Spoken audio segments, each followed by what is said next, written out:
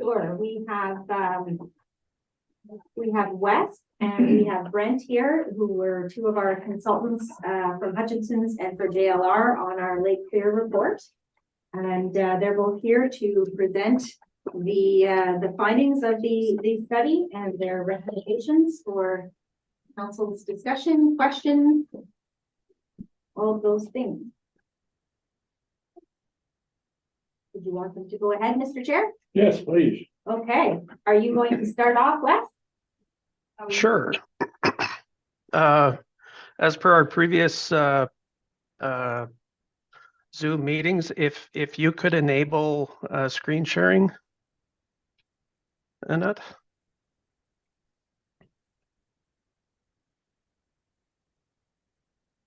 I believe it is.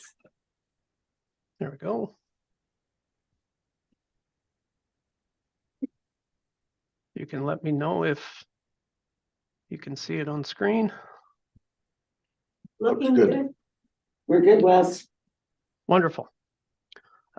So good afternoon, everybody. My name is Wes Petco. I'm a planner with JL Richards and Associates. We were part of the RV land use review study around Lake Clear.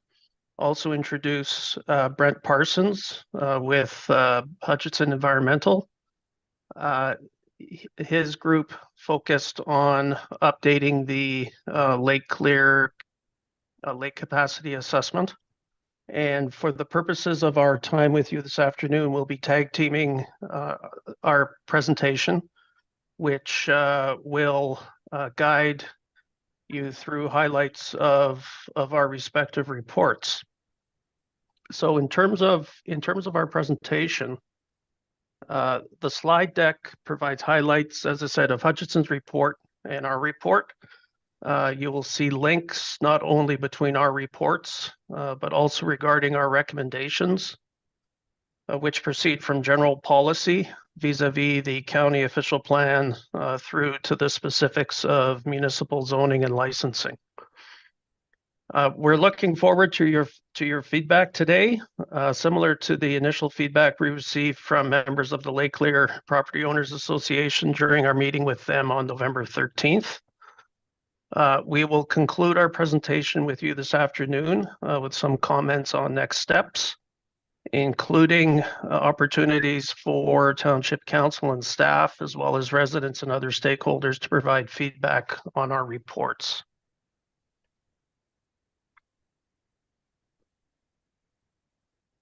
So this slide provides some overarching study context. As shown on the slide, RVs continue to be popular and are an economic generator, but their use also raises risks and concerns.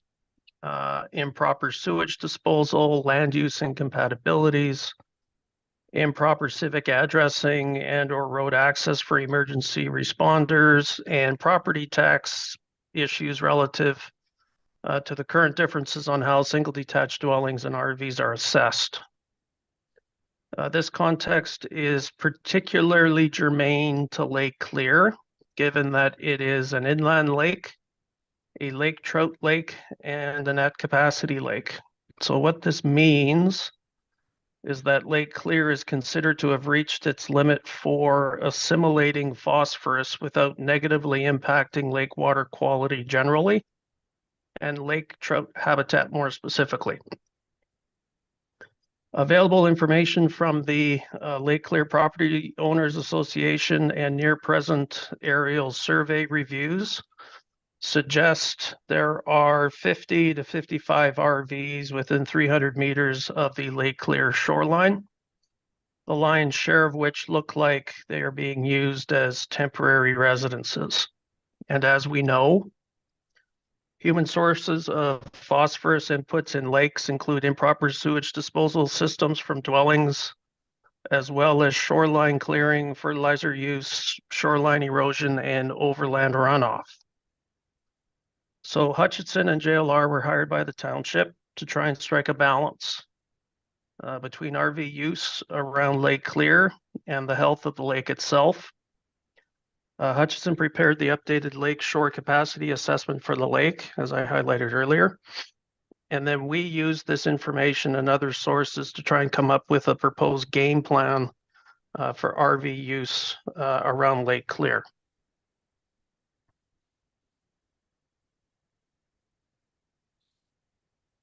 This slide provides some regulatory context for the study. Guidelines under Ontario's lakeshore capacity model establish a minimum dissolved oxygen concentration limit of 7 milligrams per liter and an allowance for a 50% increase in phosphorus concentration from development over pre-development levels up to a maximum concentration of 20 micrograms per liter. For Lake Clear, average dissolved oxygen concentrations in the bottom layer of the lake have been measured below the 7 milligrams per liter guideline, hence the lake's at capacity status. In regards to the county official plan, as it pertains to Lake Clear, consents and or subdivisions within 300 meters of the shoreline are currently prohibited. No more than one single detached dwelling unit, be it permanent or seasonal, is permitted on an existing lot of record. Additional dwelling units or ADUs are also not permitted, and RVs are neither considered ADUs nor primary dwellings. The township is enabled to develop mitigative measures for RVs as temporary uses on lots adjacent to inland lakes, which we are assuming extends to lots adjacent to at capacity inland lakes such as Lake Clear, provided it is appropriate to do so. Moving on to the zoning bylaw, and as per the county official plan, section 3.17 of the zoning bylaw does not include permanent occupancy provisions for RVs, which means RVs can only be used for temporary accommodation in applicable zones. RVs can only be stored, not occupied, in the residential, rural, and agricultural zones. So this applies to the 610 lots that are zoned limited service residential or LSR and rural or RU in our study area. RVs are only permitted for temporary seasonal occupancy in campgrounds, RV campgrounds, and trailer parks in the tourist commercial zone or the TC zone. Therefore, residing in an RV in the other zones within our study area, namely the LSR zone and the RU zone, does not currently comply with the zoning bylaw. Brent?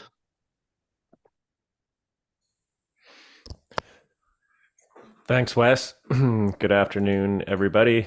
Thanks for having me. I focused a lot of my 16-year career as an environmental consultant on lake management in Ontario. I've completed hundreds of projects for municipalities in an attempt to develop science-based planning tools. Also looked at lake management tools for conservation authorities and the Ministry of Environment, Conservation and Parks. And as a result, I have a lot of experience with these different tools and understand the benefits and the limitations that they present. So I like to take a holistic approach to lake management these days and look at multiple lines of evidence when trying to determine development capacity or other lake management recommendations. So for this study, we looked at the lakeshore capacity model. We looked at dissolved oxygen data, water quality data, and we reviewed best management practices. The lakeshore capacity model compares modeled phosphorus concentrations against a water quality objective, which is the pre-development concentration plus 50%. So that's a model that I'll go into a little bit more detail on future slides. For dissolved oxygen data, we collected dissolved oxygen data at the sampling locations indicated on the map on the right side of the screen. And we calculated the deep water oxygen, which is called the mean volume weighted hypolumnetic dissolved oxygen, which just means the bottom layer of the lake, how much oxygen is there, and how well does it support lake trout. The provincial criterion for this oxygen concentration is 7 milligrams per liter that's been developed to protect lake trout habitat. The water quality assessment of the Lake Clear, again, was based on background review and field investigations where we sampled water quality from the sampling locations indicated on the map. And then we completed a review of waterfront best management practices as indicated earlier.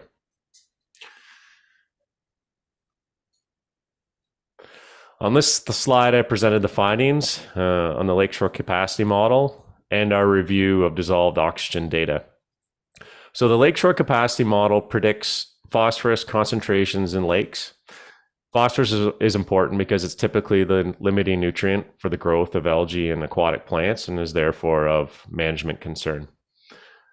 The model incorporates phosphorus from a variety of sources, such as runoff from the watershed, precipitation, and septic systems. When we added all these phosphorus loads into the model, it predicted a total phosphorus concentration of 8.64 micrograms per liter, which is the second bullet on the slide. This was 6% higher than the measured concentration in the lake, indicating that the model works quite well. The Ministry of Environment, Conservation and Parks has indicated that the model should predict measured concentrations in the lake within 20%. And at 6%, again, it indicates that the model works quite well and we can use it to determine development capacity. The provincial water quality objective for phosphorus, again, is the background phosphorus concentration in the lake plus 50%. We actually calculate this using the same model. We just don't have the load from septics, or there's a small stormwater load for each lot as well. So we just take that part out of the model and then we calculate the background phosphorus concentration that existed, prior to development on the lake. And then again, plus 50% of that is our water quality objective. In this case, it was 10.7 micrograms per liter. So since the existing concentration is, again, close to measured, so we have some confidence in the model, and since it's less than the water quality objective of 10.7, 8.64 is less than 10.7, that indicates there's some capacity for development, again, based on the lakeshore capacity model. And this capacity can be shown through different types of development in the model, whether it's 146 permanent dwellings or more of extended seasonal dwellings or RVs, as they have a lower phosphorus load, as indicated in the Lakeshore Capacity Assessment Handbook. Dissolved oxygen concentrations, again, are evaluated in terms of lake trout habitat requirements and the provincial criterion of 7 milligrams per liter. So we measure oxygen at 1 meter depth intervals throughout the lake, and then the average concentration in the deep cold part of the lake is calculated. We collected dissolved oxygen data in 2022 and calculated a value of 6.2 milligrams per liter. And so this works opposite of phosphorus, where you actually want high oxygen concentrations. So since we're below 7, the lake is over capacity in terms of oxygen. There's another model that we can run that equates phosphorus concentrations with this deep mean volume weighted, cold deep layer of oxygen. And again, that model was actually really accurate. And when we did that and we calculated oxygen concentrations based on the background phosphorus concentration, we found that the lake likely always had dissolved oxygen concentrations less than 7 milligrams per liter. So that was worth noting, in that from that perspective, it was likely always over capacity for development prior to any capacity happening on the lake.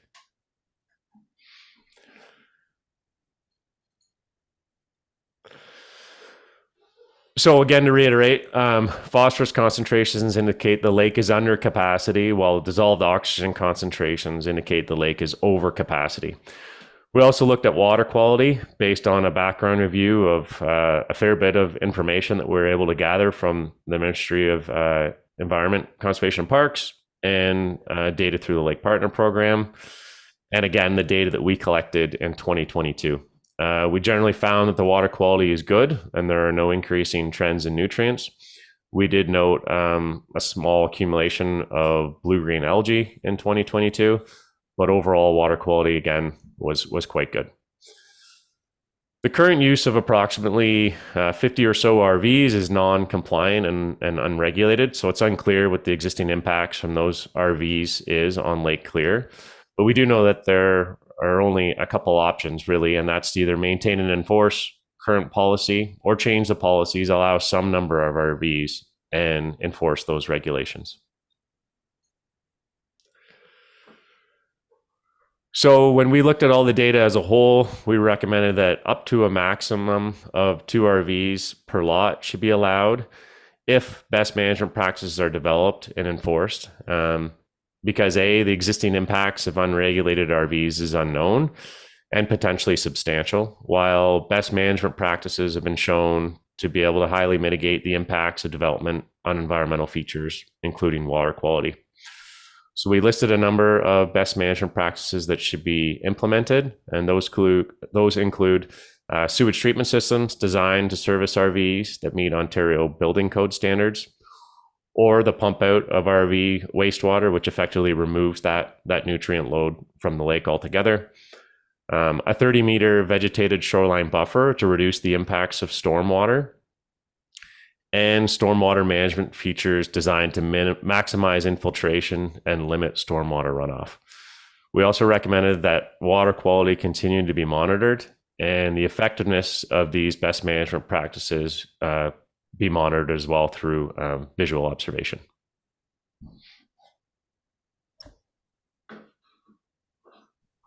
Thanks, Brent. So in addition to Brent's work, we researched provisions in official plans, zoning bylaws, and licensing bylaws in the municipalities of Strong, North Frontenac, and Whitewater region, given their similar rural contexts to the township, to see how the use of RVs along lake shorelines have been addressed to further inform our own game plan for Lake Clear. So in regards to official plan policies, all the official plans that we reviewed differentiate between residency and single detached dwellings, be they permanent or seasonal, and the temporary occupancy of RVs.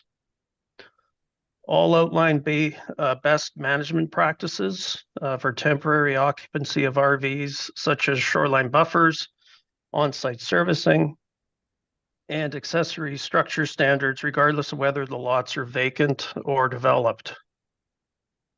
All enable more detailed provisions for both the storage and temporary occupancy of RVs, mainly through municipal zoning and licensing. And the North Frontenac official plan in particular is more explicit in that it allows one RV to be stored or used on a temporary basis, regardless of whether the lot is vacant or occupied by a single detached dwelling. In regard to the zoning bylaws in these municipalities, all differ regarding whether park model trailers are considered RVs. Note that park model trailers are included in the RV definition in Bonnechere Valley's zoning bylaw, based on the square footage that is part and parcel of that definition. The Strong bylaw allows RVs on any waterfront residential lot. Similar provisions are in the Whitewater Region bylaw, but RV occupancy is limited to vacant lots only. Both bylaws rely on applicable zone setbacks for site development. And finally, all bylaws rely on municipal licensing, with the North Frontenac licensing bylaw including more specific zoning related setbacks for RV use and storage.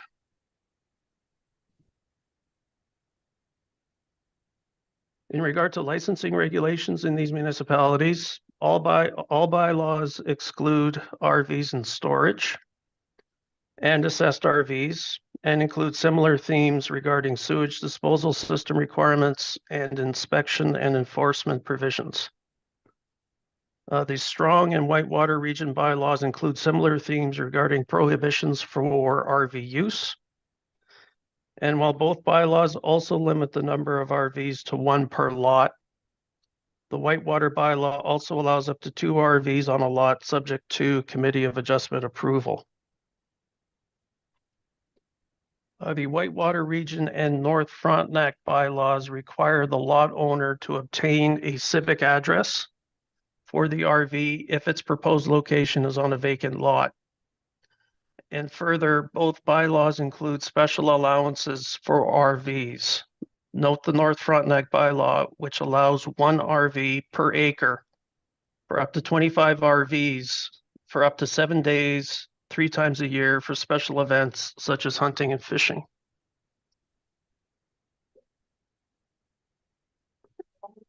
So recall the recommendation in Hutchinson's report indicating that the township could consider allowing the use of up to 2 RVs on each of the existing 610 lots of record on Lake Clear, which permits residential development if appropriate best management practices are developed and enforced.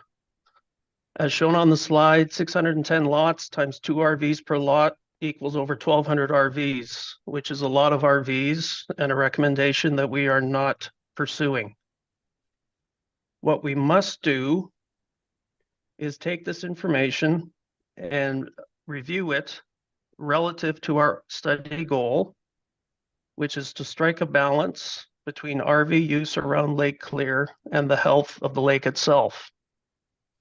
This is where factors such as land use compatibility, neighborhood character, and the ability of property owners and visitors to continue to enjoy the amenities of the lake environment come into play. Equally critical here is our case research, which demonstrates the use of general official plan policy to support more specific zoning and licensing provisions. This context has informed our study recommendations, which focus on amending the county official plan and the township zoning bylaw, and also creating a new licensing bylaw to accommodate RV use on existing waterfront residential lots around Lake Clear. So now I'll provide some highlights of the proposed official plan amendment, zoning bylaw amendment, and the proposed licensing bylaw. So in regards to the proposed official plan amendment, again, it establishes the baseline framework for the zoning bylaw amendment and the licensing bylaw, which I will highlight shortly. This amendment relies on applicable official plan policies already in place, such as the 30-meter setback provision from the high water mark, and it also cross-references the zoning bylaw and licensing bylaw. The proposed official plan amendment would still allow RVs to be stored, but it would also allow RVs to be used on a temporary seasonal basis on vacant or developed waterfront residential lots around Lake Clear from May 1st to November 29th. So in other words, spring, summer, and fall, no winter. In regards to vacant lots, RV use would be subject to on-site servicing requirements, potable water, code compliant sewage treatment, if the RV is to be used for more than 7 consecutive days. For RV use less than 7 consecutive days, the on-site servicing requirement would not apply, but the RV's onboard holding tank would have to be emptied at a provincially licensed facility. And you will see that 7-day occupancy period is an important tipping point for the proposed zoning bylaw amendment and the proposed licensing bylaw.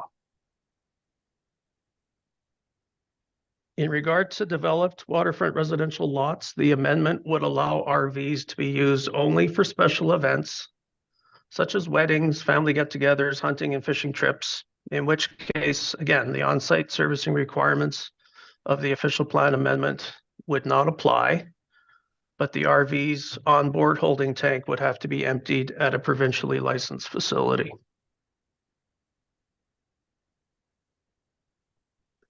This slide highlights the proposed zoning bylaw amendment. It builds on the official plan as it would allow RV use for temporary seasonal occupancy and special events during the spring, summer, and fall on existing waterfront residential lots around Lake Clear. So again, this means the LSR zone and the RU zone. And RV setbacks within these two zones would be the same as those for single detached dwellings. So remember that 7-day occupancy period that I just highlighted. And also recall our study goal, which is to strike a balance, which in this context not only regards the compatibilities about RV use around Lake Clear and maintaining lake integrity, but also the practicalities and or capacity of bylaw enforcement. So with this overarching context in mind, we've accommodated two scenarios for one RV to be occupied on a vacant lot within that 7-day occupancy period. So the first scenario, as shown on the slide, is if the lot owner is using the RV for up to 3 consecutive days, such as for weekends or long weekends. In this case, zoning compliance is still required, but licensing would not be required. Now, having said this, the RV and lot wouldn't be able to have anything else. No decks, no porches, no docks, for example. And there would also be that 30-meter setback requirement from the high water mark, which must be retained in its natural state. Now, if the lot owner would want this stuff, a deck, a porch, shoreline access for a dock, then they would have to get a license. And the additions and accessory structures would be subject to the specific development standards that are highlighted on this slide. So in regards to additions, they shall not, based on their cumulative area, exceed the ground floor area of the RV. They shall be pre-engineered by the RV manufacturer. They shall be capable of being moved, and they shall be code compliant. In regards to accessory structures, the setbacks shall be the same as those for single detached dwellings in the applicable zones, again, the LSR and RU zones, including that 30-meter vegetated setback requirement from the high water mark. And there is also a provision that would allow up to 10% of this setback to be used for shoreline or water access, such as for a dock, provided that this access is landscaped.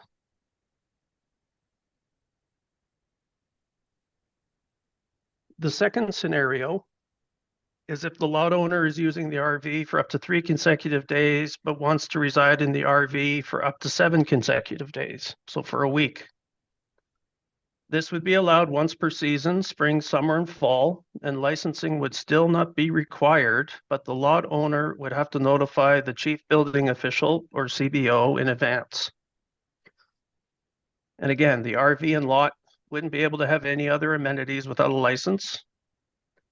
And further, the additions and accessory structures would be subject to the same development standards that I just highlighted. So what about residing in RVs on vacant lots for more than 7 consecutive days? We have accommodated 2 scenarios here as well. The first is if the lot owner wants to use one RV on the vacant lot for more than 7 consecutive days. In this case, zoning compliance and a license would be required, and the lot owner would also be allowed to have additions and accessory structures subject to the same development standards that I just highlighted.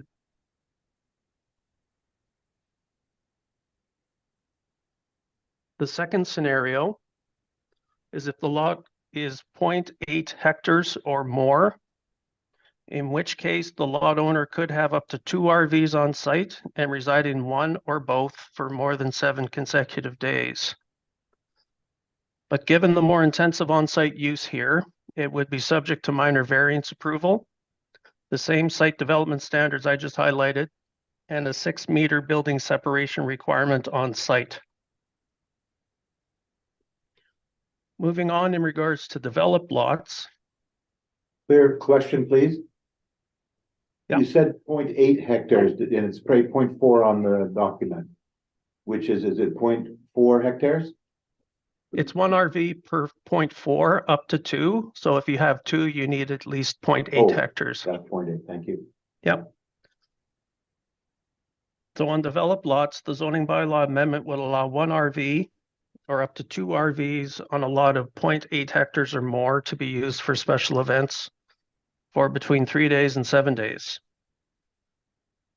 This occupancy period of 3 to 7 days, coupled with the restriction on RV additions and accessory structures, dovetails with the earlier option I highlighted about allowing RV use on a vacant lot for up to 3 consecutive days without a license.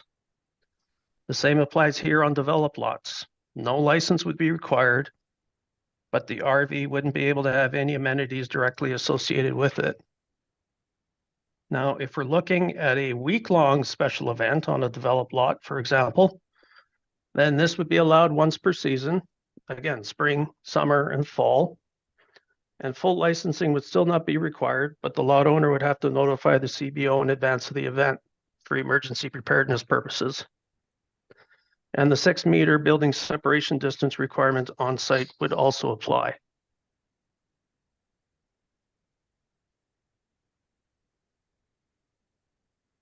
This slide highlights the proposed licensing bylaw.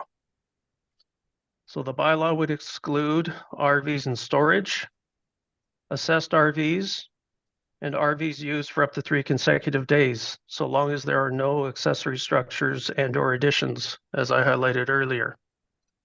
Compliance would be global, no exceptions, and would also be subject to other applicable policies, regulations, and standards. And again, licensing would be triggered if occupancy regards one RV on a vacant lot for up to 7 consecutive days, and there are accessory structures and/or additions to the RV. The second scenario regards occupancy of one RV on a vacant lot for more than 7 consecutive days. And the third scenario is if there are 2 RVs available for occupancy for more than 7 consecutive days on a vacant lot that is at least 0.8 hectares in size. The proposed licensing bylaw builds on the official plan and zoning bylaw. There are standards for RV use on vacant lots. Note the on-site servicing requirements, potable water, class 4 septic, electrical service, and civic addressing and entrance permit requirements for emergency response.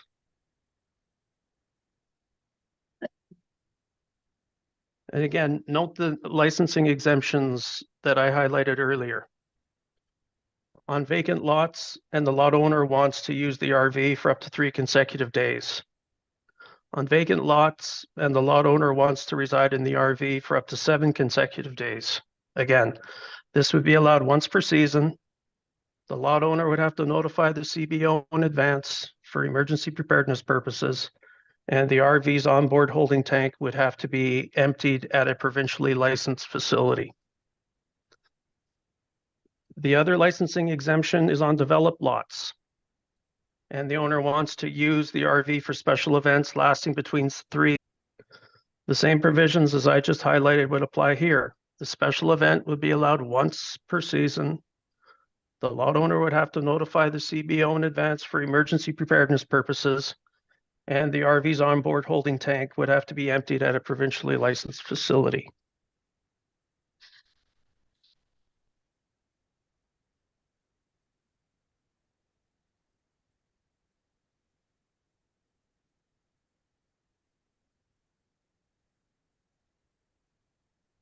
This slide highlights other recommendations in our study for the licensing bylaw. Occupancy would be restricted from November 30 to April 30. So again, spring, summer, fall, no winter. Fees would be set as per the fees and charges bylaw and would extend over a calendar period from January 1 to December 31st, with fees payable by the end of February. Refunds would be available on a proportionate basis if the RV is no longer in use. And no license would be issued if the application was incomplete, and no license would be renewed if there were regulatory breaches. Inspections would be authorized for township staff, and violations would be subject to administrative monetary penalty, which enables the municipality to pursue fines administratively rather than through the courts. And violations would also empower the municipality to remove the RV and or compel the licensee to remove the RV.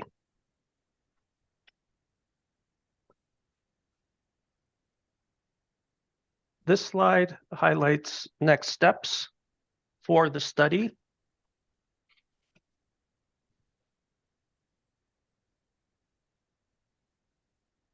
The window to provide feedback to the township on our draft reports will remain open until the end of the year. Beginning in January, we will review the feedback received, consider revisions to our draft reports with township staff, and file draft final reports for committee's review and consideration. Following committee's review, we will engage the final reporting and project closeout stage. I should point out that there is nothing statutory with the current project stage. All our recommendations are simply that, recommendations. No official plan or zoning bylaw changes or licensing bylaws are being processed or presented for consideration and or approval by the township at this time. Should council in its wisdom decide to carry on with implementing our recommendations in the future, then this next project stage will be subject to further review and engagement with the public, with township staff and officials, with county staff, provincial review agency staff, and this will also include statutory public meetings. So, and that concludes our presentation. On behalf of Brent, thank you very much to you all for your attention, and we are now open to answer questions or address your comments. So again, thank you for your attention. Wes and Brent, you're staying with us, correct? Pardon me? You're staying with us? Yep. So that you can ask some questions? Yep. Excellent.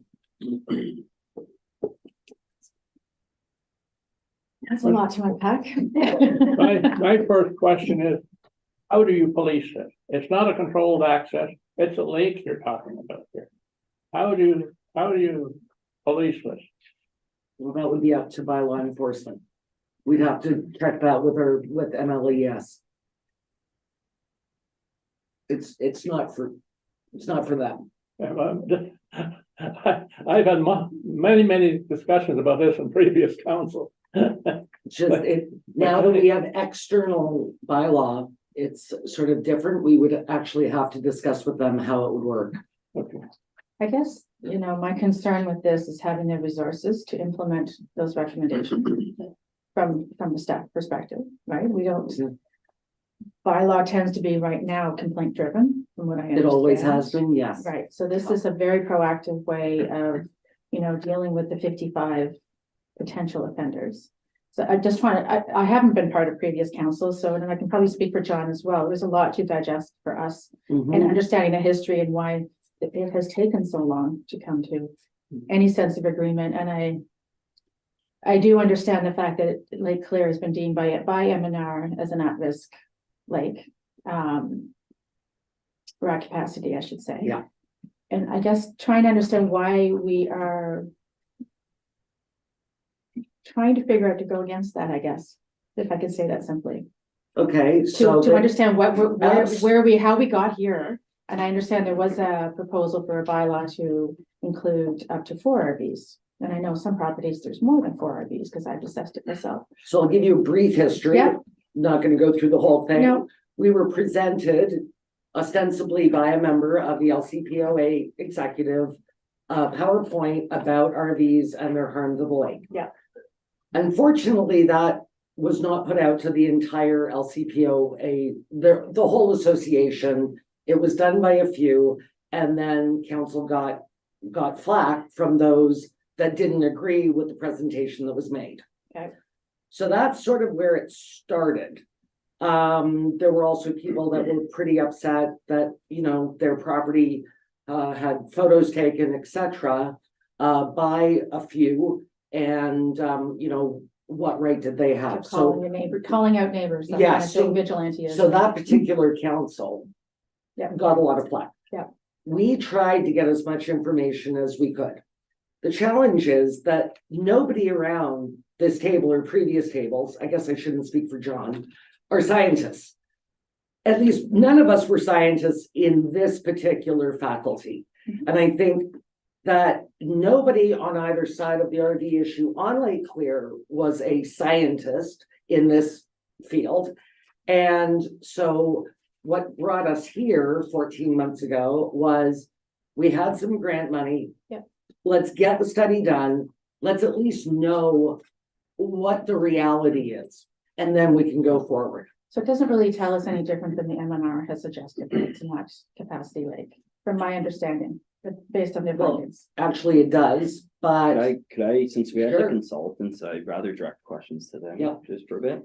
I guess for Brent, just on the simplicity side, so in your report, it said, can you just explain how an at capacity lake is under capacity? I know you went through the report, I'd just rather just you kind of highlight that again, just I thought that was an aspect of it. Yeah, fair enough. Again, all of these different lines of evidence have their limitations. So it depends how much weight you want to put into each line of evidence. Previous counselor was talking about M&R's consideration of the lake and the dissolved oxygen and how that would just make it at capacity. And to be honest, that's the way that the province has, you know, been managing lakes for the last while. You know, there are some problems with that. I mean, that regulation was basically based on one lake trout from one lake in Algonquin Park in a respirator. So again, once you start to learn more about like where these rules came from, you know, again, that's why I start to try to look at more lines of evidence. So, I mean, we could, and you know, it's council's decision. If there's enough confidence in that line of evidence, then we could just say the lake is at capacity. But the other consideration for me was, well, we have all these existing RVs. We don't know, you know, how much of a negative impact or how much of a nutrient load they're contributing to the lake already. So, you know, are we better off to regulate this and enforce the best management practices, you know, not just wastewater management, but also, vegetated buffers? And would you end up in a better place for the lake than you currently are? So it's a holistic, kind of a difficult assessment to make, because there isn't necessarily a black or white answer to each of the lines of evidence. But that's how I took it was, yes, there's less oxygen. I think there was always less oxygen than the 7 milligrams per liter. There are some issues with that line of evidence that I know about just from, again, being looking at all these tools in depth over the years. So let's look at other ones. You know, water quality was pretty good. And, you know, again, these best management practices are there and they can do a really good job based on all the literature. I mean, the key is if they're enforced and implemented properly. So I know I'm not trying to speak out of both sides of my mouth, but again, when we look at these tools, they gave us different, different conclusions, I guess. But when I wrapped it all up, that was, the best I could come up with. Thank you very much. The other question that we ran into in previous discussions, I know there's some dimensions there, is what is a lot? Is a lot 50 by 150? If you put 2 trailers on that, I have 100 acres running to the lake. Is that 100 acres a lot? I can only put 2 trailers on that? Well, that was actually gonna be one of my questions, because what our consultants are saying is that I had to look it up. I didn't know that 0.4 of a hectare was 1 acre. Had to look that up. Yeah. But my question was gonna be, if you're saying that they have to have a 30-meter setback, and then, you know, you want them within that 100 meters of the lake. If somebody owns acreage that goes way far back as a farmer's field, does that count? Would they have to get a severance, which they're not allowed to get on Lake Clear?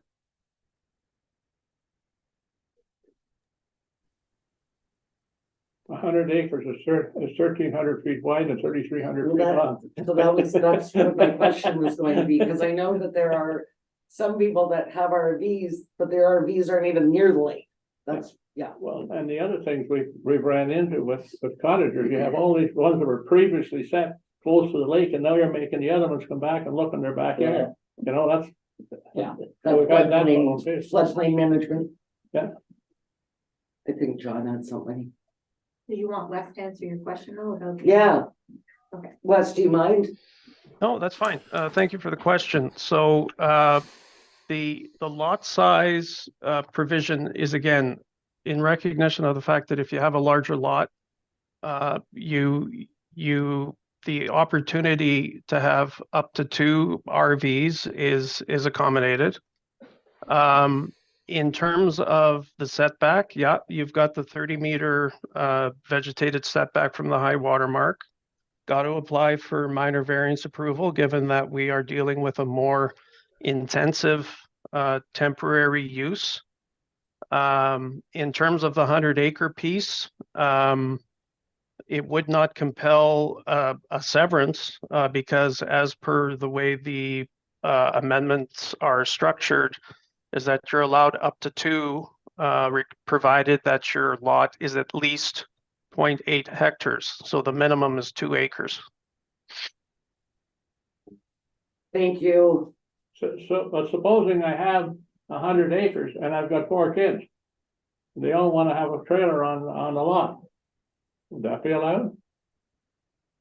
Not in this Based on scenario. based on how, yeah, I guess based on how the scenarios are set up, the amendments accommodate up to 2.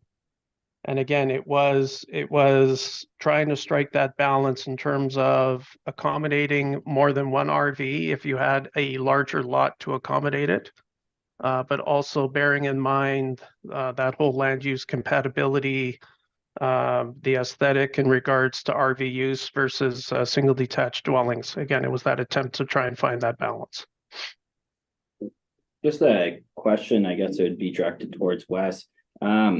So because currently we have between 50 to 55 RVs on Lake Clear, according to the 2 numbers, and we're technically, you could go all the way up to 1,220 RVs. I know that wasn't your recommendation, but is there some way to, within a minor variance threshold, to have a threshold that allows the discretion for those large property owners to have more than 2 RVs on a property, passed up to say 4? If someone has 25 acres or 100 acres, then at some point, would there not be a discretion because you do have the capacity to have additional ones, and that would be through a minor variance?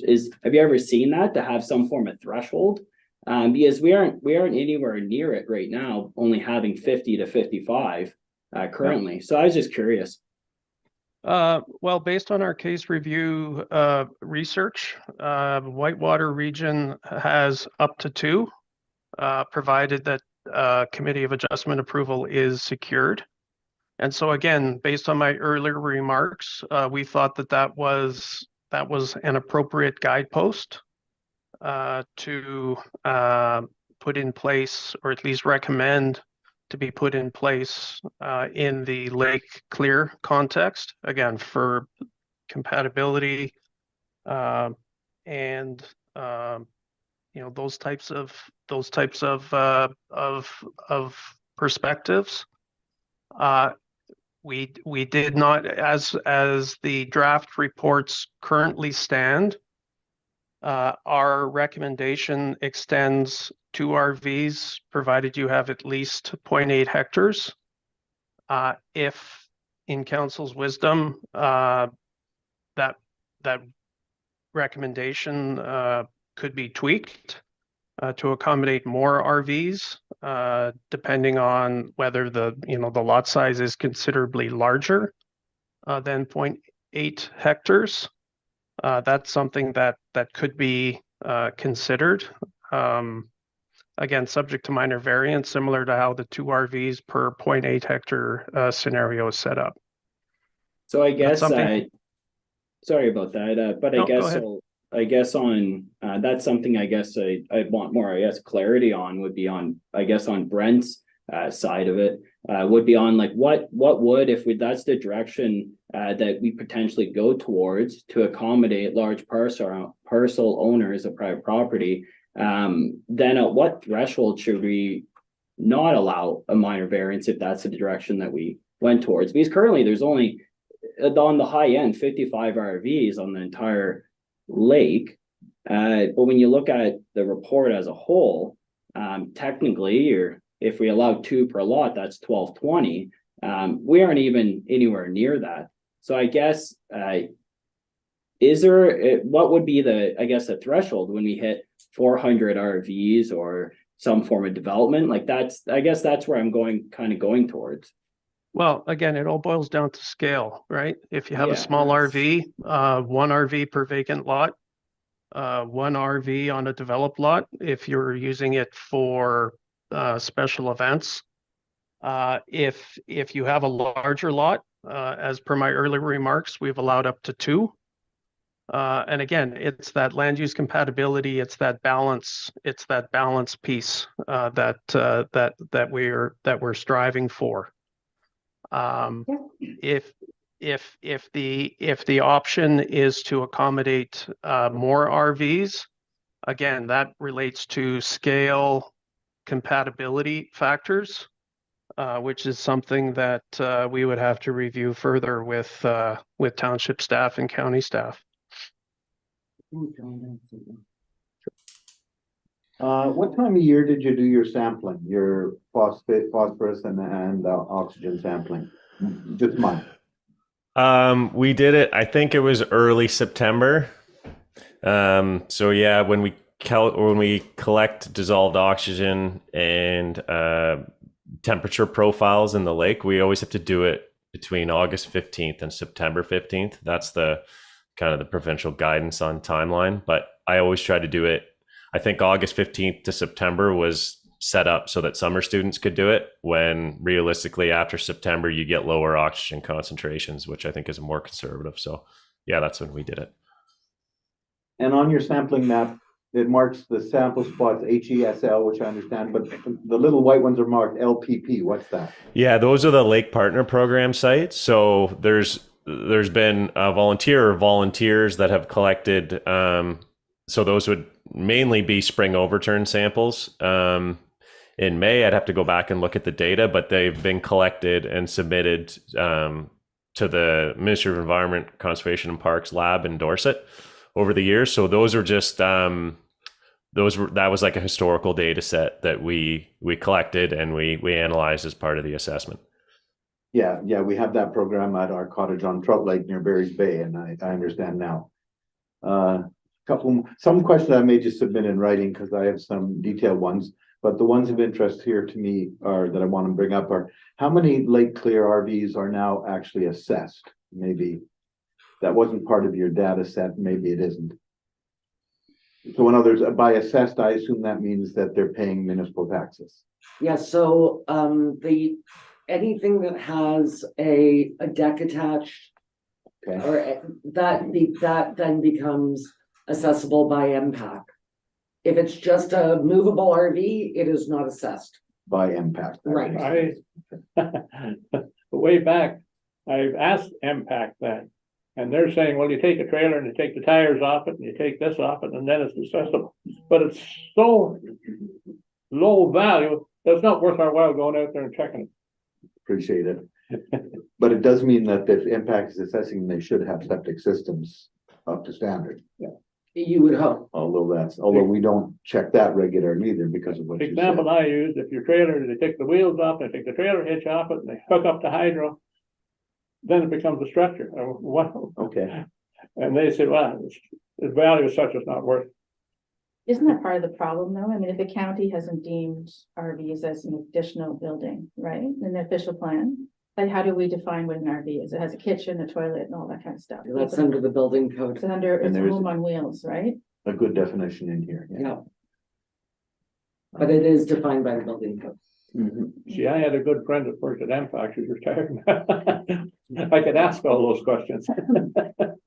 And then No, I had a I'm sorry, question. we can't allow questions from the gallery. But I will, before we finish, I will say, please do not phone individual counselors. If you have something that you want submitted, please email it to the office.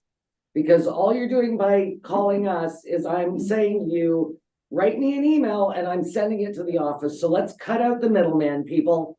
Just send it there and then we'll have all of the information all in one place so we can take it all into consideration. Just had a question for Brent. There's more just a clarification for my understanding. So in your report, say that the riparian shoreline needs to be increased to 34%. What would that impact be on the lake if there was a promotion like for that? Yeah, well, honestly, in almost every lake management project I come across, and it's not just a proposed development, it's existing development as well. But that's just a standard recommendation I make because we've done a ton of literature reviews and targeted studies on what an appropriate setback should be and what a appropriate size naturally vegetated shoreline should be, and that's the number we often end at. There's a whole bunch of ecological features and functions that are protected, and mitigation measures or mitigation values that are provided by that shoreline buffer, both ecological habitat, treatment of stormwater and wastewater, prevention of shoreline erosion. It even keeps waterfowl and geese from, accessing people's riparian area and, and decreasing that nutrient load, because the waterfowl will transform the nutrients into the lake into a more bioavailable form. So if they're living on your manicured shoreline, then, that's a load to the lake that we're concerned about. So to me, that's the most important best management practice we can implement in lake management. It's a lot of sense. Yep. Anybody else? I thank you so much, Wes and Brent. I'm sure that council has tons of questions. We will submit them in writing. As Tracy just said, this was a lot to take in all at once. I know that we got, again, your whole reports in our packages. It was way over my head, I'm not gonna lie. So thank you for the slide deck that broke it down. I do appreciate about the ribbon of life. I think that's very important, the shoreline aspect to all of this. And knowing that we have an RV dump right here in Eganville for those who need it. So I think that we're ahead of the curve with some things that we want to do, and we'll have to discuss others. Again, to the public that are here and not here, those of you that are on Zoom, if you have any comments, questions, concerns, please submit them to the office. There is no point in phoning one of us. We are not councils of one, we are a council of 5. This is still going to have to be debated and discussed, and this is not going to be a quick turnaround. You do have about just over a month to get in your comments, questions, concerns. If that needs to be extended, we may have to discuss an extension, but I would urge you, please, we need, all 5 of us need the information all compiled together, and for the consultants. Yeah, one more question. Is there consideration that we could have a working group with Lake Clear property owners and the Conservancy? Has that been done or thought of, that we can have open communication between the 3 bodies? I think that's what we did the original I- consultation for before we brought the report to the public and the staff. We had that consultation with them so that we could take in any of their comments. Oh, so that's already happened? Yeah, It wasn't a formal working group, and it is, we didn't call it that, but yes, we did take all of their concerns and both sides. And I think that's the, Just the way I work on them to face to face and, you know, work it out, hash it out. but the most important thing is that we, you know, it's not loudest voice wins. No, I'm not suggesting So- that. So in dealing with my wife's production company, lots of seniors don't have a computer. So to say email it in Oh. may not work. How do Right. those gents and ladies get? More than welcome to give us a call, to submit something in writing, come on in, you know, we've got pads, we've got pens. You're welcome to sit here in the council chambers if there's no meeting or in the lunchroom and just, you know, we write need out your to- thoughts or write them out at home, mail them in. We've got a month, so, we do have a fair amount of time to take any of those comments in, so absolutely. And, you know, if our residents are calling in, I know we've printed a couple of copies for people. We don't want to spend a ton on photocopying, but yes, we want people to have access to the information and be able to submit comments. That's the most important part, so. It's not a real month. It's Christmas. Yeah. So, but anyway, as I said, What's that? as the mayor says, we can revisit, if we're getting close to the deadline, we can say there's still stuff coming in and people want to submit, so there's nothing stopping us from extending. Now this idea of considering some of these changes and perhaps new bylaws, would that fall in as part of our strategic plan, or is this outside of that envelope? It's outside of the envelope, but when we have our strat plan meeting, I was thinking that this should be one of our, not goals and objectives, but one thing that we need to tidy up in a prudent manner. I think it's outside of the scope of a long-term strat plan, but I'm picking up what you're putting down. I think it's Yeah. our environmental sustainability part of the plan. I would think it would be, and not just Lake Clear, but other lakes within our region. My thoughts are exactly, spend more money on the environmental inspections of the Mhm. septic systems on trailers and whatnot. Definitely. Yeah, okay, Wes and Brent, we're gonna let you go. This is not the last you'll hear of us. Thanks for having us. Received Thank and you. acknowledged with thanks. Thank you very Yeah, much. thank you. I need 5. Need 5, good. I'm drinking water and coffee.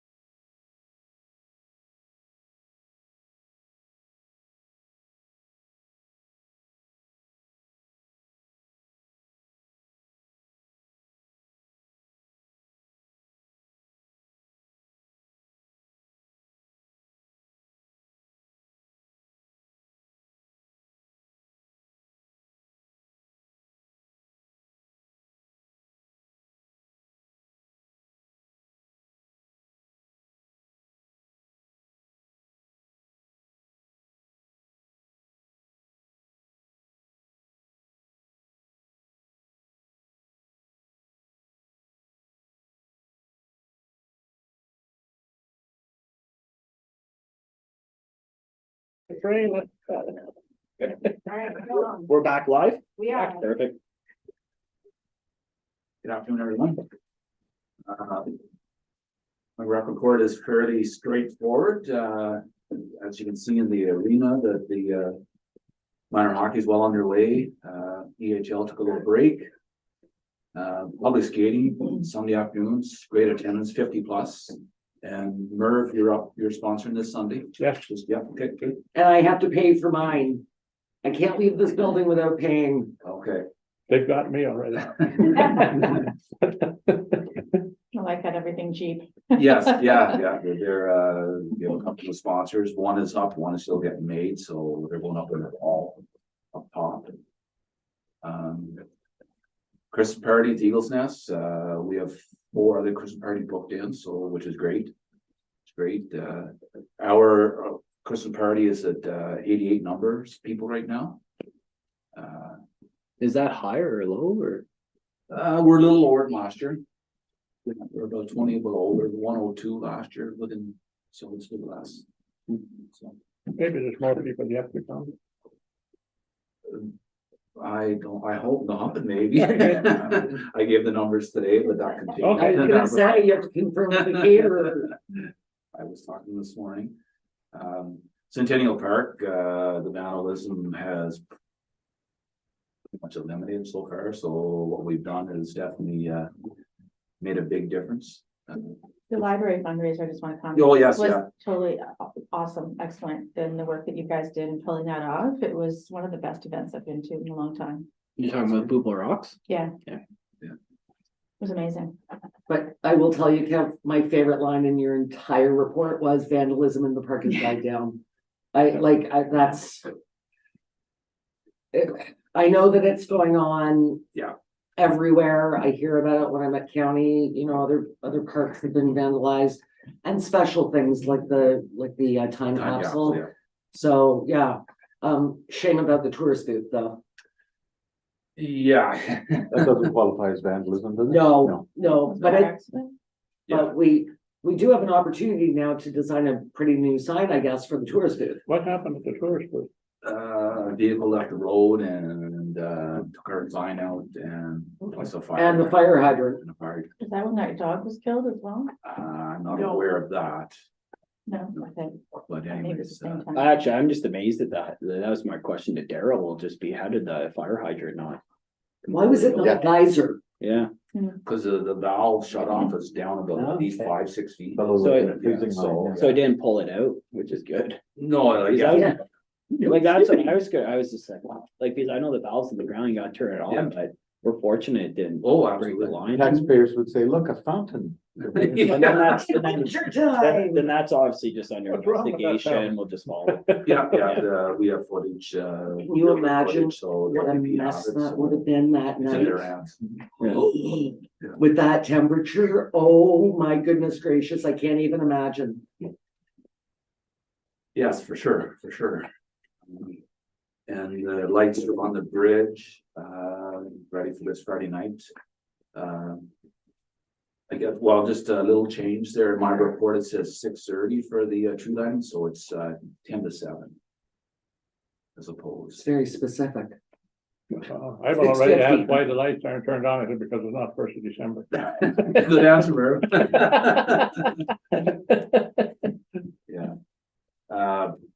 And the banners from the veteran banners, we had Alan Bruce in to help us take those down and put up a Christmas banner, so that went very well. I'd like to thank Ronnie Bim in the past. He's been great for us.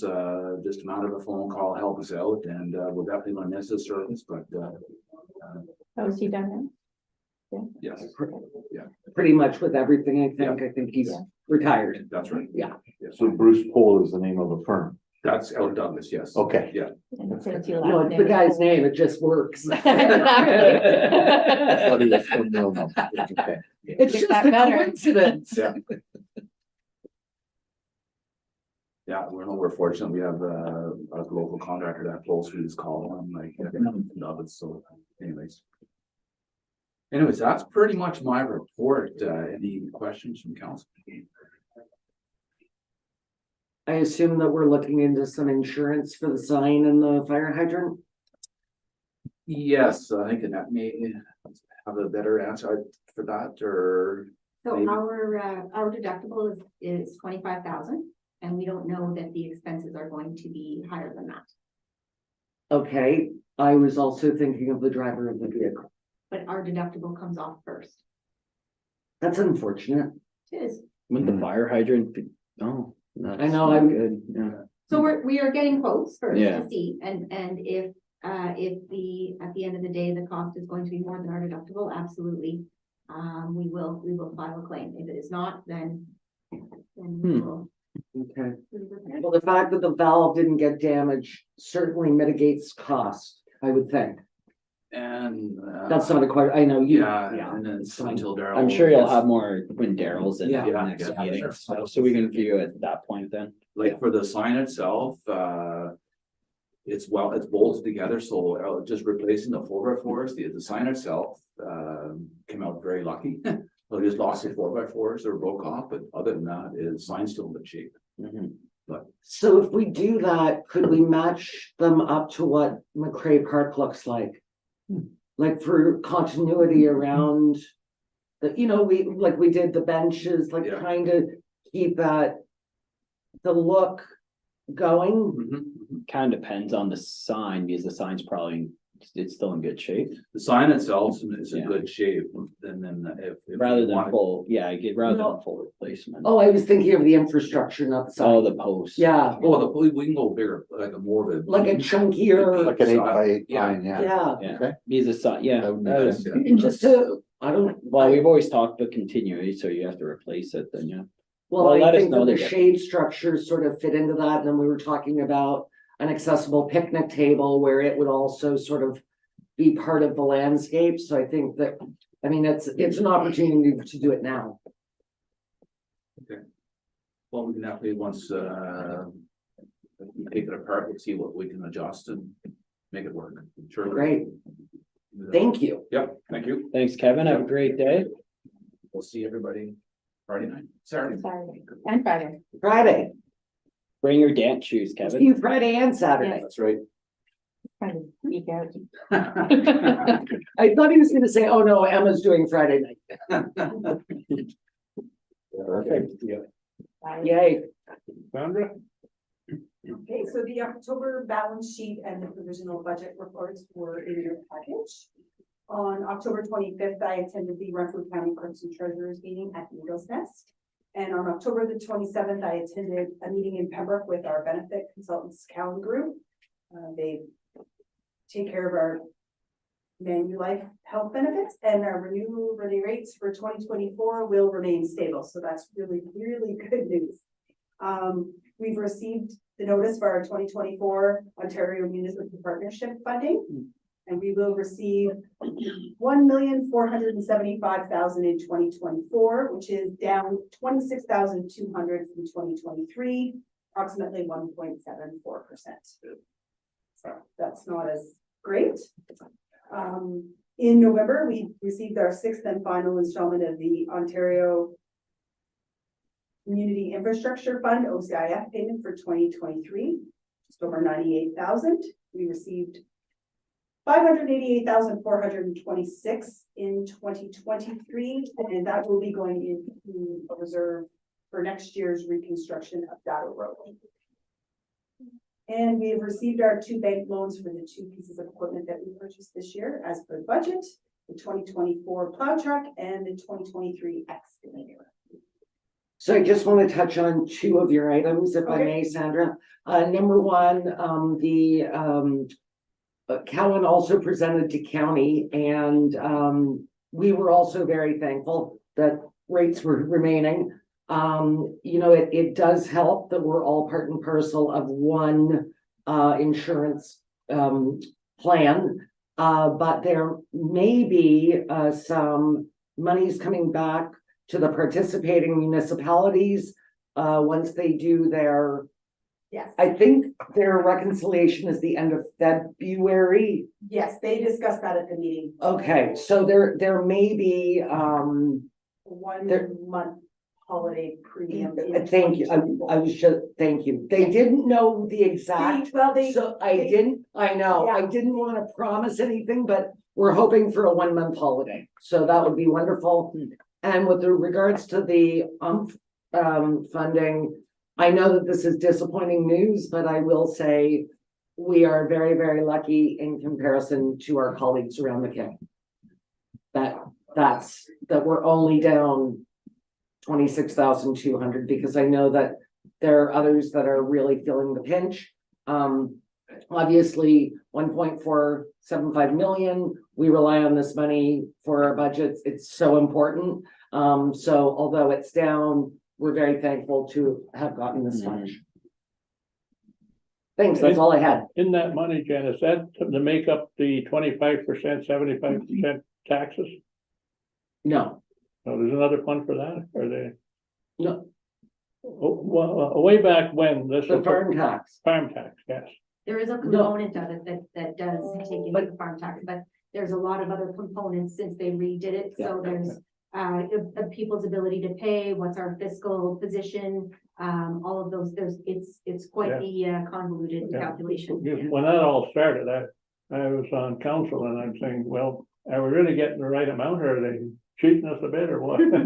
Well, I will tell you, I have tried to figure out the provincial model more times than I care to tell you.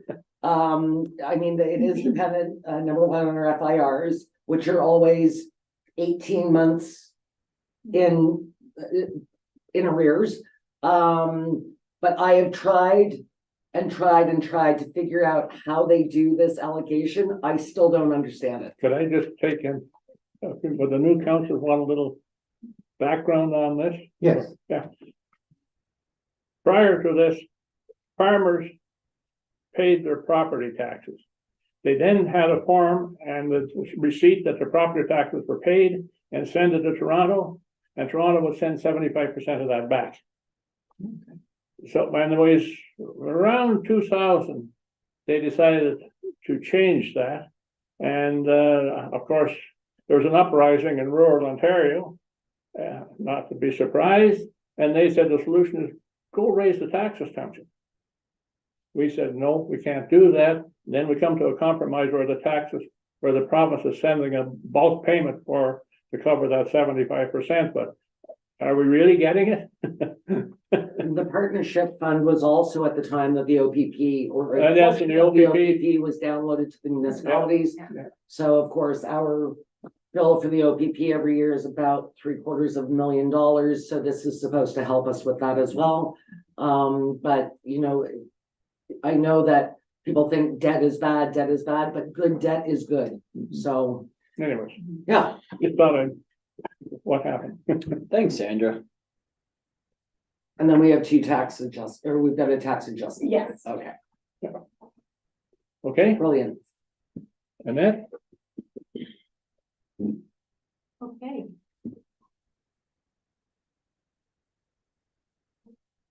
So I'm still looking at all of Sandra's report on that. This was a really long report.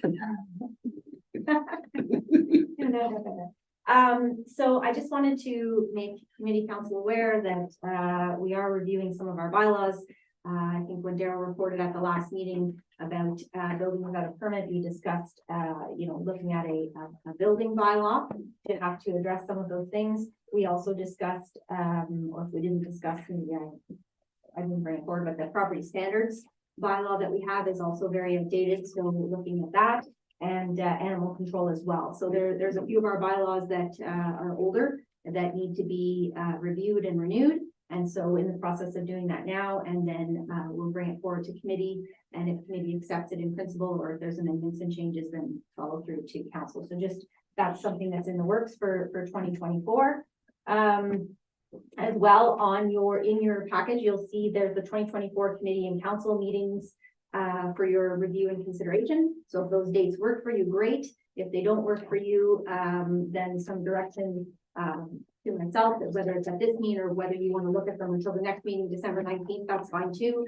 Just before we post on the website, here's the meetings for next year. if you could have a look at them and see if they work to your schedule. Is it And- just one meeting in January? Sorry, did I get that right? Yes, One? yes, Okay. yes, we decided in one meeting in January, and I think we had made that decision. Originally. And I would urge us to keep the meeting dates as they are. I didn't say anything wrong. I had Board of Health this morning. I had Ewan at 1 o'clock, which I wasn't able to attend. And then this, because we've moved dates around. But if I change a meeting, then I'm messing with other people's schedules on external boards. So I really can't do that. We've agreed on the first and the third. I think it's really important to keep them consistent unless something explodes.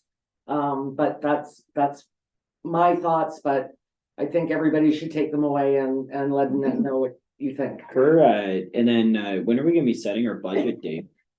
So, the water and sewer budget will be coming to committee at the next meeting in Yep. December. Yeah. And, for review, and if approved in principle, we would bring forward the rates and everything to the January meeting. Or I guess it would be approved, not even in principle. If it's approved, then it goes forward to, where the final rates and all of the revenues and expenses are approved in the January meeting, because we want to update those rates for the February 1st billing. Mhm. We always try to do that every year. And then the budget for everybody else will be coming forward. Usually we try to meet in February to review and then have something brought forward after. We won't have the county's rates and stuff until April, so we can't set rates until later, but we can certainly pass a budget. And we'll also have our interim bylaw that'll be coming forward to allow staff to spend 50% of this year's budget if need be, so that we can keep running the. Then that corporation. bylaw comes in December, Yeah, that bylaw Yeah, comes the December. same yeah, as the water Yeah, sewer. yes. December, So we'll January. probably set, No, I guess, January, we'll maybe probably January. set budget then for 16th of January. Like, we're gonna set the budget date? We won't know what county's doing by then.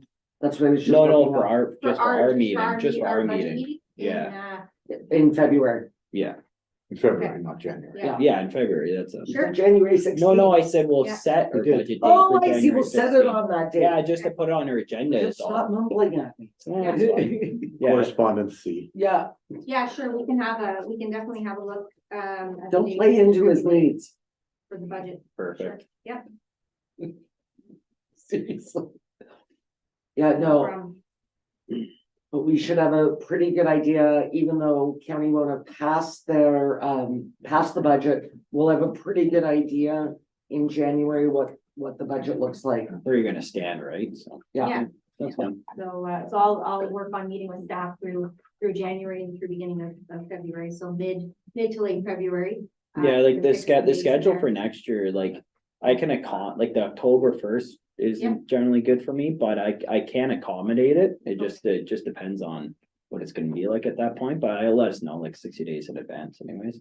I'm gonna work off this schedule, so I don't, like, I Okay. can't You're not utilize proposing any it. changes at the No, moment? that's fine. I Okay. spoke with the mayor beforehand, so Okay. If we, I said it's not a big deal. okay, if we're going to change a meeting, Mhm, I would much prefer changing it to the Wednesday afternoon. mhm. Because even if I have health committee, presuming I'm still on health committee at county, if I have health committee in the morning, then I can come here in the afternoon. Yeah, so like But changing it to another Tuesday, No, my I- Tuesdays are very I'm heavy. fine, it's so if from my end.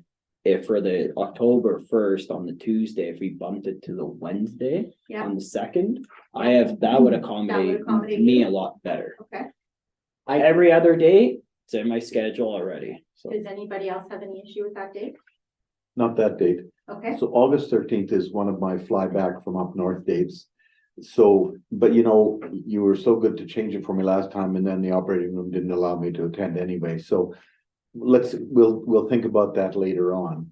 It's August, so it'll be a summer. And I have a much lighter load in August, John. Yeah. I'm not trying to make this all about me, guys, but just because I've got other projects on the go all year. And I this is my priority at this table, but I want to make sure that But I would never mind another day of the week, so, but we'll, Okay. maybe Annette and I will talk about that closer. We to can summer. finalize it at the next Well, we meeting. Yeah. yeah, but I can have the resolution pass that resolution?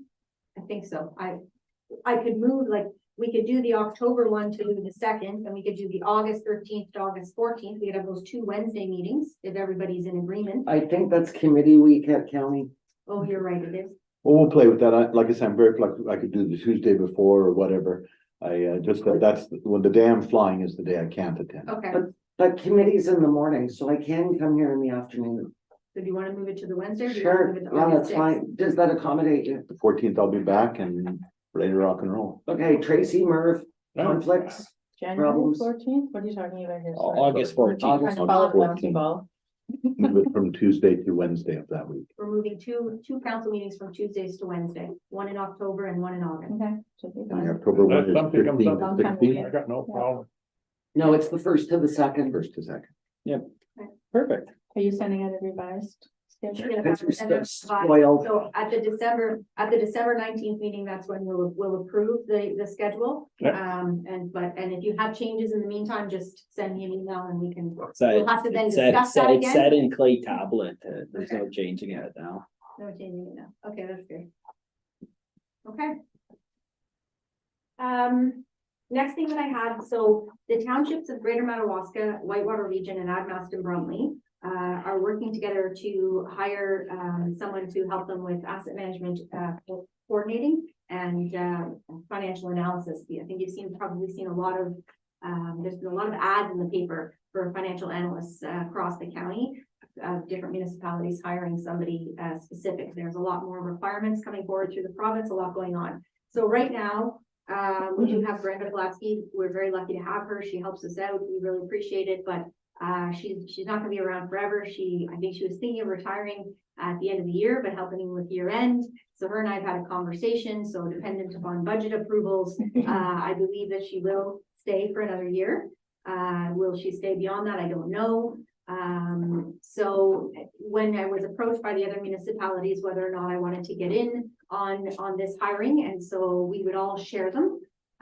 So it would be a Whitewater with employee, and so they would be on their grid and they would be paying them and they would send us a bill and Admaston Bromley a bill and Greater Madawaska a bill. And so what I think we need, which is sort of the discussion I have with Brenda as well, is probably one person like 7 hours a week. Like we don't need someone here all the time. We just need them for the odd day that there's reports due, there's a specific task or report that, you know, a department head needs set up. And so we've got like water and sewer doesn't have a whole lot of admin support. They depend on us a fair amount. Public works do have some admin support, but again, you know, when you've got one person answering the calls and doing all of the other things, they don't always have all the time in the world to do this. So looking basically for direction. It makes sense. Can I yeah. put our name on the list? So the cost to our municipality would be approximately $25,000 for the year. So, you know, that's, and we would of course hire somebody with the skills and with all those things. So their salary would be more significant than that, but our portion as a fourth of the group. And then, you know, hopefully we would, that would work out. So just, I applaud the shared Do you service. think one person could handle all this? I don't know. So it definitely is a pilot, you know, and what I have to say is I know how far we are ahead on the asset management scale.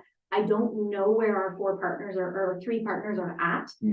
So I don't know how much they will need. But finding a replacement for 7 hours a week is gonna be quite difficult, no, I fairness, so then agree. it's easier to work with like 'Cause your you're other almost got a partners. full-time position. To have Yeah. well, that's the point, right? Yeah. So, So I think we're the last to approve or disapprove. So if I have direction to go forward, then I Yeah, will. I so tell them. Yeah, yeah, sounds good.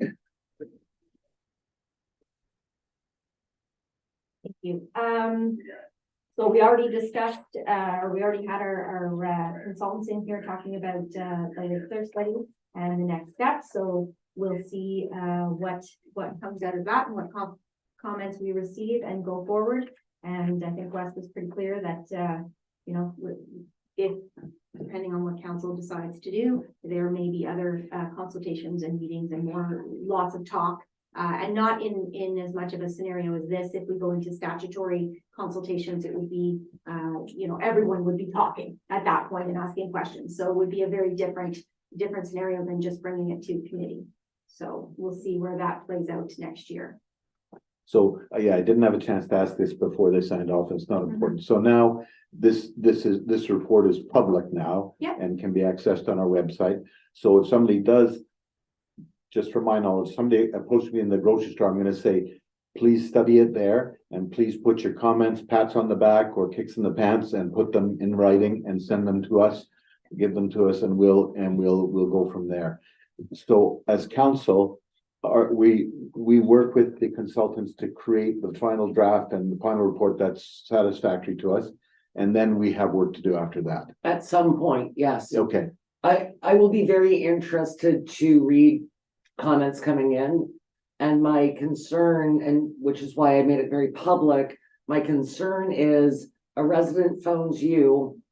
Does it then, and not that you would do this, but then does it become the telephone game where you bring it to council and you say, well, I made notes and I think this is what this person said, but I think that we need evidentiary proof Yeah. so that we can make an informed Well, you decision. need primary sources, not secondary. right? So- Exactly. But I also, I mean, I urge people to do so, but again, it's not the loudest voice. I No. think that we need to consider everything. like, I've never felt compelled to not, when Fred phones and tells me he's that way, mad about the way his gravel is graded on his road, I'll go sit in his front yard and talk with him. That's a single issue, but I always let staff deal with the issue. I can still talk to him, but in this case, it's much more than that. And I think that I want to hear what people have to say, but if we all send them to the same mailbox, we have a good chance. But I don't have to feel compelled if somebody meets me somewhere and says, oh, I want to talk to you about that, I can give them advice based on what we've said here. Yes. Okay. Yeah. I think it's like any other issue. I mean, we investigate it to the best of our knowledge to learn more. I mean, I know myself, I've been to Lake Clear and I've walked around the lake and I've taken a look to understand what the issues are. I think that this is such a contentious issue. It It's so sensitive. On the capacity sensitive lake. Yeah. I think that the one-offs, like I had a complaint about plowing and sanding this morning, which I got a phone call at home. I immediately emailed Jason. I CC in that. I get an email back from Jason right away. I don't feel compelled to go and sit in their driveway because No, that's me, That's- yeah. It's but a learning curve for us that's as well. not council's job. That's operational, so you should also be somewhat careful of that. And it's a slippery slope where you could spend many days doing that. But I think that this is not operational. This is in fact policy, Mhm. and it's up to us to set policy. And therefore, I think that we should all be very careful about what we're putting out to the public. Because even at this point, the five of us don't know where we're sitting on this issue, Yeah. right? It was a lot to absorb. It's new. I think that there was a lot of misinformation going around that we've been sitting on this report. There was misinformation that we had meetings about it, which absolutely couldn't have been further from the truth. So not even knowing where the five of us sit is very difficult to go out into the public when a decision is made. All five of us have to uphold the decision whether we like it or not. And I think that that's, you know, I caution you from doing anything that might undermine the process, or in fact, put your name on the line with people on the other side. If they sense that you're on one side or another. The good thing is there's a lot of information about other at-risk lakes or capacity lakes. Like there's a ton of information out there. Oh, you can read like the 185 letters from last time. There's lots of Well, I don't know about other that, but- primary source. But MNR the- information, you know, there is lots of information about an issue like this. Anyway, I suppose. sorry to hijack your report, but that was a question that was burning Yeah. and I'm glad we No, said, we heard that. That's absolutely correct. It is a policy decision, and at the end of the day, that is what council is elected to do. So from a staff perspective, what we're trying to do is, all we want to do is bring you whatever information we feel is relevant, so that whatever decision you make, it is an informed decision. And so, yeah, informed could be comments from residents and whichever, so that's why we'll collect them. We'll of course share them, so you're aware of them. And then we'll share them with our consultants, and then staff and the consultants will meet to sort of discuss, you know, what works in a professional setting from a staff perspective, and bring forward what is thought of to be best, and then council will have to make the decisions going forward, and then whatever that process is, whether it's further consultations and whichever it is. So the only thing that I would caution is that if council chooses to make a decision that is not supported by the recommendations, then the you know, you open yourself up to some risk for appeal if policies are put into place without defense. Not that you can't do them, and not that they can't be appealed, and not that we can't still win that case, but we have a lot of backing right now on the recommendations there are, and there's still work to be done. This was a draft report, so we'll take all of the information, and you know, I really depend on the lads that presented today, because they, you know, they've made their careers on this, and so you know, they're looking to give us the best information possible. And that's all I want to do as well with council, is bring forward the best information that we have, so that you guys can make the best decision you can at the time. And I think Brent spoke very eloquently, not you, Brent, other Brent. Great name. The other Brent P, spoke very eloquently about his knowledge of the MNR, and, you know, sometimes, not all the time, but sometimes province puts in very arbitrary numbers that we have to follow, unfortunately. But I think that, you know, he gave us, I think, some really good advice, and that was very interesting to hear him talk about the science that he used as opposed to MNR numbers as a whole. It's not black and white. That's So, right. Yeah. There's a person at the end of it, there's human behavior at the end of all of this, and the Yeah. study and reactions and how they manage their RV, their properties, etc. But I think that you and I think Merv did too, but I think you and I were sort of on the same wavelength there. Like we all understood the 0.8 hectares once I looked it up and learned that was 2 acres. But I think what the road we were going down was still, what if people have 1,000 acres and like they only have 100 feet of waterfront? Like it goes way back. So that I still can't wrap my head around that. So, yeah. Yeah, and so we'll, Yeah. so we'll have discussions once all the but that's- comments and stuff come in with Yeah. the consultants because they'll have examples of different things, and they'll have best practices. It's not, and the thing is, that's not a large sector of the population of the lake either. It's just, like for like the actual property size. I don't mean to go on, we can discuss it. Yeah, Yeah. no, Yeah, let's yeah, not. For sure. but Muskrat Lake is very different than Lake Clear. It doesn't have as much agricultural land as around it Yeah. as Lake Clear does. So, yeah, anyway. Sounds good. So Christmas dinner, this year, I just wanted to make council aware that, we'll be recognizing some longtime employees who have worked with the township since amalgamation in 2001. So we are going to be presenting them with, some gifts, because we have quite a few that have been around a while, and I had to make a cutoff, because otherwise we'd be presenting gifts all evening, because we've had a lot of long-term employees, so I made a cutoff at amalgamation.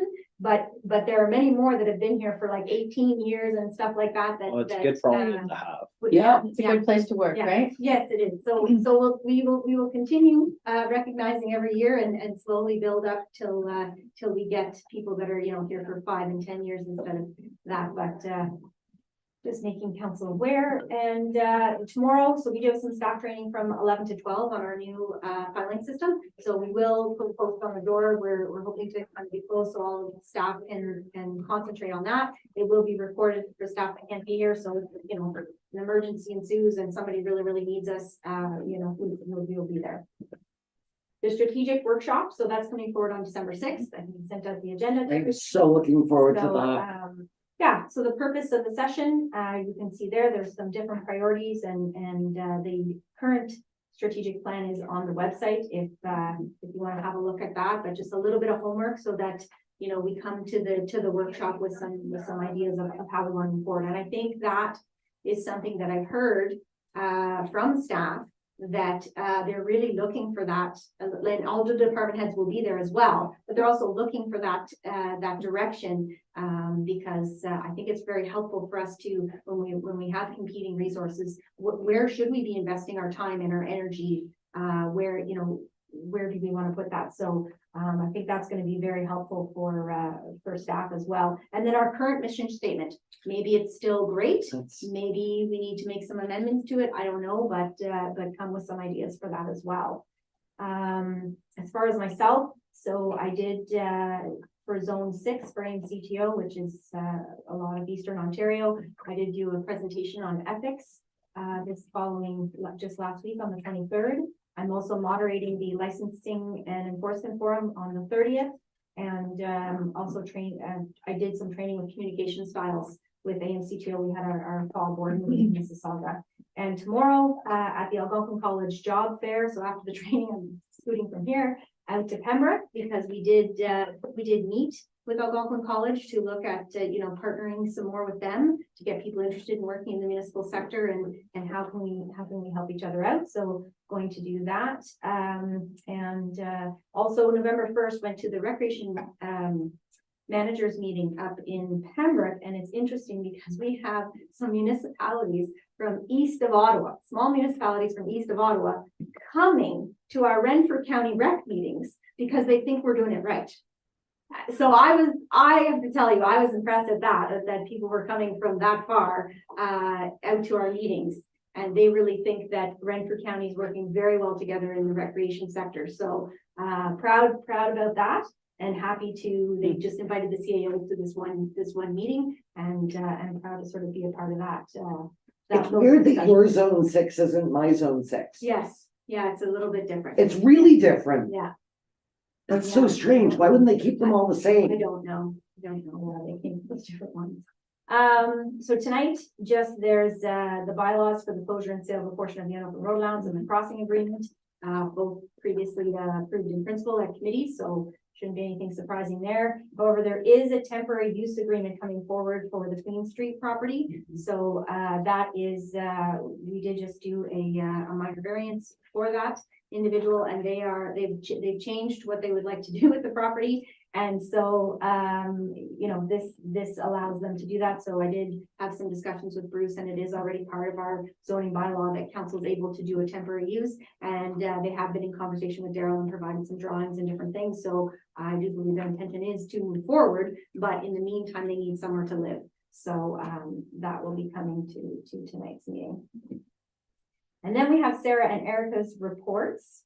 So thank you all for attending the exercise. I thought it was really well done, and It was everybody had- very well done. It was good. So thank you to Erica. Did you enjoy it, Brent? I did the paperwork afterwards. It was good.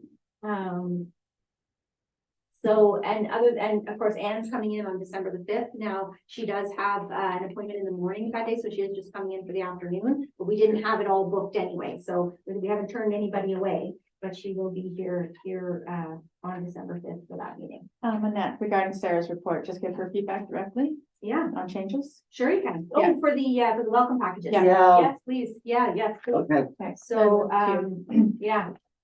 yeah, that'd be great. So she had I quite. think it might be easier too. Oh, yeah. Yeah, right? yeah, there's no reason why not to. Yeah, she's been working on that, directive from council for a bit, and I think it's. Just things like, you know, mental health supports, where to go, who to call for what, when you need Yeah. something, stuff like that. Well, and she did that, who to call for what on our Yeah. Facebook page, so it could even be a pull from that, because that Yeah. had some really good information and numbers on it. That'd be Yeah. great. I'll just, any comments I had, I'll just itemize it per page and then send it to her. That's Perfect. fine. Perfect, I yeah. don't know if we're gonna discuss it here or not. Well, but was the overall or the overarching look of it okay with everybody? I thought it was good. It's just things like for me, there was changes to the museum, like that wasn't accurate websites, and then, Yeah. you know, adding in the who to call for what when you need it. And Point Out Park isn't on there. Yeah, like Foreman Oh. Park, and then like they had Melville United Church as the same address in Victoria Street, so then I didn't, are there two United Churches? there's like 3 in our municipality. No, are there two up there? No, there's only one, it's, No, It's but- only the No, one. but there's a secondary church on the left side. I don't know what it is. Is that Presbyterian, is it? Oh, Anglican, that's. Yeah. what it is. okay. There's two My in bad. Victoria. but I was gonna say, Silver Lake, there's no public access. In Silver Lake, is that what we're talking about? No, we're talking about Victoria Street. There's just the two, because I know Melville, United Church was in that package. Yeah. And since they're sold and rezoning, then. I've But seen And we're resorting it tonight. that was, But that it's was the kind same of, package, I'm thinking where you listed Golden Lake and Round Lake or Lake Clear. Anyways, it doesn't matter. just But email. Oh, wait a minute. Oh, so are No, you he's talking think, about the lakes, the listing of the lakes, yeah. but did she, I didn't see that. Did she- Economic, it'd be Hang on. promoting, There might be a listing of lakes. She doesn't say that it has public access. no, no, it doesn't, because it doesn't have public Okay. access. No, okay. And the Okay. Sebastopol Heritage Society as well. Okay, Never mind what we do with. okay. But overall, I think the gist of it, like, it made sense. And, so yeah, I'll just reply with any comments I had. Okay, Sorry. that's great. Yeah. The cost for printing, this isn't something we're going to print, is it? Rather than put in a newsletter? Oh, we can, no, I think yeah, it's like, expensive. we can either print it here, because I think she did print out one copy that I looked at. And we can fold it, like, it's basically printed on ledger and then folded. But we can also send it out to be printed as well, so that it's in a higher quality, which, Did we get a price from the leader to do it? yeah, we can do that, and I was just so. thinking not print it, just digitally unless print on demand kind of thing. because it's No, I money. think it'd come down to almost like a budgetary item anyway, in the sense that, like, I know. So like at the library, it's like, for example, like we want to develop like welcome package, so like when you have a new property tax owner, there's a Yes, change of exactly. hands. Yes. Then we can provide physical documents, not only do they have the PDF, Mhm. but then we also have a physical one, and real estate transactions, they're only X amount a year. Yeah. So it just gives all available resources, make sure everyone's informed. And so my thought was, this specifically says 2023, which will be 2024, of course. But again, how many changeovers in properties? Because at $325 for 100, it's probably worth it. We can do them digitally, but I think it's nice to be able to give to a real estate agent, for a newcomer, and everything's in this book. So I think the thought that I had, which can change, is in MS development, we would mail them out based on the sales listing. So we get a sales listing from MPAC every month, and we go through the sales listing, and if there were houses that sold. So if you bought a house, Mhm. then we would mail you a packet. We would spend the postage Yeah. and we would mail that package to you, because you're a brand new resident, But if it was vacant property, if it was, a transfer between, husband and wife or child, where it's only, the transfer is only for $1, there's no amount on it, Mhm. things like that. We didn't then spend the money mailing it out, because you're not living here. You bought vacant property here. Now, you Right. may live here at some point, and if you do, then yes, the package would be available at the front counter. But when we look through that sales listing so let's say there's three houses that sold in a month, we would mail out those 3.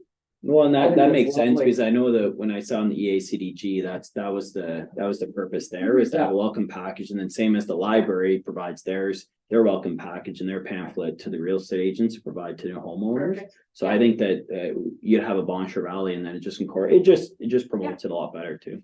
It just makes it a seamless movement, because we have a lot of people looking in this area to Mhm. move here, so I think here's the resources, and then we have a PDF version as well that's people can That's right. access. Yeah, the hope is that so we'll have some at the counter and hand them out, Yeah. and we'll have them online, of course. Yeah. 'Cause some people have no interest in having paper. Some people do, so. I'm just talking about cost for savings. Yeah. that's all. For something like this for newcomers, I think having a physical copy is nice. And then if they don't want to use it ever again, if they read through it and they're like, no, I can get that online, then so be it. And But- to be honest, this is all will be reflected in our conversation next week for the strategic planning anyways, in the sense that like you have your newsletter talk about bringing like where do we want the township to go anyway? Yeah. So it's gonna carry forward anyways, and then carry into budget as well. So, Which we've had to extend the legal side, this newsletter coming up has to be on legal size. There's so much information, and we cut tons, Then maybe people will actually not throw it out if yeah, it's bigger. if it's bigger, yeah, so But doesn't, yeah, so we'll see. I don't know. Did Sarah want, comment on the branding for March Madness? Sure, I think she was just sharing it, so she's working with various different groups to try and put together a calendar of events for this year. So if you have any comments you want to make to her, go for it. I'm not a branding expert, so It's the not same- it. Pretty much the same as last year. Yeah, it's very, so it was already. Which one did you like? I'm sorry, I gotta open it up again.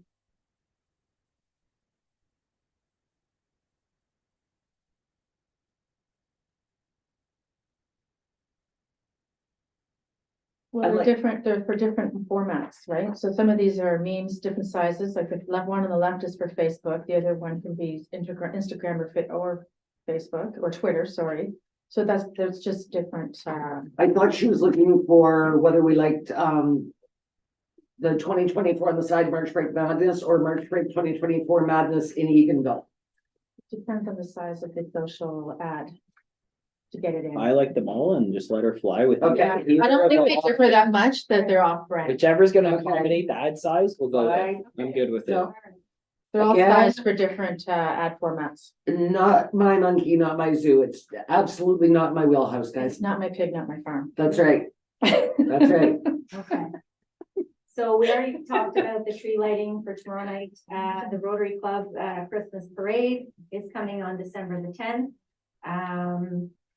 March Madness, we've talked about that, so that's great. Tree lighting's on Friday, Tree lighting's on Friday. What did I say? tomorrow night. Tomorrow night. Is it not always Thursday? I wish. On Friday night, thank you. And you can see there's a report too for the Beaver Tails, so they're coming to Eganville as well through March Madness. Oh, So nice. that's another add-on to that week of festivities. I talked about the newsletter being on a larger piece of paper this time and the welcome guide, so we've got comments on that, and you guys will continue to provide it, so that's good. So looking ahead, obviously she wants to do some Yes. businesses on social media, I think that's great, and Yeah. the bridge banners, so we'll go back to the bridge that came from the last meeting, That looks good. so, One thing I have to do is find out if Discovery Eganville actually has a banner that's that big. right. I yeah, think there was discussion about that, but I'll bring that forward. Okay, Should it say Discover Eganville or the whole township? I know we're in Eganville, but if we're promoting our lakes and everything else outside of the That's just the village. word, that was That's just the just the name of organization. the, but so what I would say is that at the end of the day, the Boncher Cup has asked us for one, so I'm Yes. sure they're going to provide one. We don't have a banner for March Madness, so we have to make one. I don't know if we have one for Discovery Eganville. The sexual assault awareness we do have. The Madawaska Valley Studio, they do provide us with that. The Boncher Authors Festival, I think would have to be made, so we'd have to discuss that with them. The Inspired Tour, BB Inspired Tour, I don't know if they're planning on one. Tour de Boncher is a yes. And the other ones we don't have. So I don't know whether we want to make all of these banners. Is this just a proposed schedule? And if we have them, we'll put them up. If we don't, we're not making them at the time. And what I would say to you is just hanging the banners right now, probably about $2,000 a year with this schedule, probably between 8 and 10. Just FYI. Even if we only put one up when we take the one down. Correct. That's the plan. Correct, because right That's now we're But- going with about 3 banners a year. But a lot of the time we didn't forgive the cost of it. I didn't, like for the women's sexual assault, for example, I thought they always paid for it. I thought the Bonnechere Cup did too. It aligns with our tourism strategy or what it should be in terms of promoting our area. So we can discuss it again at strategic Yeah, plan. something. This is just a proposed schedule. We don't even have all these banners at this moment. So can we get for our strat plan? Can we get a quote on the banners and a quote on the re, considering that one's going up, one's coming down, one's going up? And if we're doing more than one banner printing, we should get a discount as well, if we're looking at creating new banners. And it, But all of you these need would be, to take the word studio out of the Inspired Tour. Okay, I still like Discover Bunch. But a lot of these would be reliant on the organization to thing. provide the It's called banner. Discover Eganville. Well, so I think that's my question. Like is- that would be more my expectation is like the Okay. organizations would generally provide the banner, and then we would look at if we want to assemble it, like put it up ourselves. So this could be a schedule, but we're not actually. Just because you don't want to, yeah, that's all I was kind of on my end. Okay. So, So in that case, then the banners are Boncher Cup, sexual assault and awareness. But see, so the disconnect that you get into there is Boncher Cup's gonna be up January, February. Then we're gonna take it down, and sexual assault doesn't go up until May, so we're not getting the up and down savings. Yeah. Yeah, But the banners may be more expensive than getting the up and down savings, so, but that's the thing is, it's like, so it's even, you can work yourself, depending on the cost of it. If it's like $100, couple $100, X amount. Yeah. I mean, we can have one banner that's a generic one that we'll keep putting up that's part of a tourism strategy to work Okay. yourselves into a future budget. If you have to Okay. allocate over several years. okay, I'll get a quote on how much it costs to make a banner. And we can decide how many we want. and Yeah, then Like we can utilize ours as a filler if necessary, but yeah. yeah, better to put up a filler than to have. To have nothing. Put nothing up. Nothing Yeah, there. well, especially if somebody's already going up in a bucket truck. And then what we could do is we could put something out to these, various organizations to say, if you would like your banner up, you can, if you provide us with a banner, we have a spot for you, Okay, let's get or some leave it up to quotes. them to reach out to us, you know. what I mean? Yeah, and like this can be discussed more at the strat plan as well anyways, because you can look from October 15th to December, like January 15th, we have pretty much have one banner for the first year that covers that if we're looking at for the cost end. It Mhm. just depends on what one single banner costs. Mhm. I don't That's think I put anything up around Remembrance Day. Well, Unless some- it's well, for some- Remembrance Day. Yeah, And so we could even have, like, we could have no banner from, from when the Madawaska Valley Studio Tour comes down, we could have no banner until the Boncher Cup. Like, it doesn't Yeah. have to go always one up, always one down, it's just we're paying for the truck to be here to take it down, Mhm. but, Let's get some costs. well, and it's we'll something talk something to about it. review. okay. You take it down, might as well have one in the bucket to put back up. Okay, I think helps promote our tourism, the benefit outweighs the, not doing it. okay, I'll get a cost for up and down, and I'll get a quote on a banner, and then we can decide how many, we're just making one that's a filler. And whether we wanna do it, 5 We times. probably would ever, yeah, because I thought in years past, we didn't always pay to put it up, I thought. I know, I didn't, that's what doesn't make, I didn't think for the. Yeah, I'd have to. I know, I'm confused too. Because I thought like women sexual assault, they always paid to put it up, well, even when Bill Kennedy was here and then when transferred to Jason, I thought they always paid to put up their banner. And I thought. the And then, Bonnechere Cup and did Bonnechere too. Cup, Maybe the Bonnechere Cup did too, I don't know. I don't remember ever saying we're gonna waive it, we just always, allowed them to put it up. I That's it, know, they have asked us to waive it in the past, and the same with the Madawaska Valley Studio here, they have, partnership allocations, like, gold, silver, bronze sponsorships. So they've always added us to their partnership list, even though we didn't make a That's donation. an we didn't do in-kind. anything, and that's because just they the. consider that their in-kind for it. in-kind, Oh, okay. yeah, I just wanna be, the only reason I just wanna be consistent across the board. yeah. With all these organizations, That's right. right? So, So I think, so we just need to have a discussion with that, or we, and that'll be, and that'll be part of our strat anyways, in that note, it's gonna carry in the. and if we're budgeting. charging going forward, if that's the decision that we're making, then we're charging going forward. If you want your banner up, we're charging. Well, good thing we're reviewing the fee bylaw, so. Yeah. I think Bonnechere Cup's request is up. What was on our package today, was that right? It was on the last. That was last- That was their minutes, Yeah. okay. Did, so I'll have a quick look at it and see if it talked about fees, because if we've already approved it without fees, then if that was their request was to exempt it, I'll have to go back. I and don't look at it. remember the word exempt in there, but I. I So, don't either. so then I think it's just a conversation. wanna be if we make that consistent. decision. I know. Yes, exactly. That's it, especially moving forward, then we just wanna be consistently moving forward with knowing what the cost is gonna be, and that's it. So I think at this point, we haven't charged anybody, but we were also getting charged a lot less. So the question is, now that our cost has more than doubled, are we now saying to our banner friends, sorry, guys, you have to pay for at least. Well, half the other alternative would just be utilizing other means, right? Means that we can access them, like we might have to look at other avenues as well. Yeah, because it's an expensive line item, right? 8 to 10 grand if that Yes, actually it is what is going to be, yeah, that's what depending it on is. how often we. And we want might to- just have to utilize other means that are Yeah. cheaper, like the electronic signs for other avenues that Yeah. don't actually need to be up there. Okay, Like, I think the whole focus of it is like, Yeah. is just the tourism end of it, and we can work yourselves into it. We're a small municipality, 10 grand, that's that's pretty much Yeah. a third of a percent. Yes, it is a third of a percent. That's the thing, especially in times when people's Yeah. mortgages are like 7.5%. yeah, so maybe So- it's a time we can afford banners, maybe it's. a And time that's we what I'm can't. saying, Yeah. once we know the cost, we can stage it in no different than we'll look at the newsletter, we'll look at the welcome package, it Yeah. just has to all be consistent, because we can't promise the world. Maybe on the ground signs are better to create than the banners, the Yeah, cost to like- put up the banners, it might be, Like, the it's so- solution is on the ground. Well, like Tracy, like a good example is like when the library does their auction, they start doing yard signs every year for the Yeah, book yeah. sale. Yeah, Right. or For something book at the sale. tourist booth, right? It's Some just sort of like, signage look- there.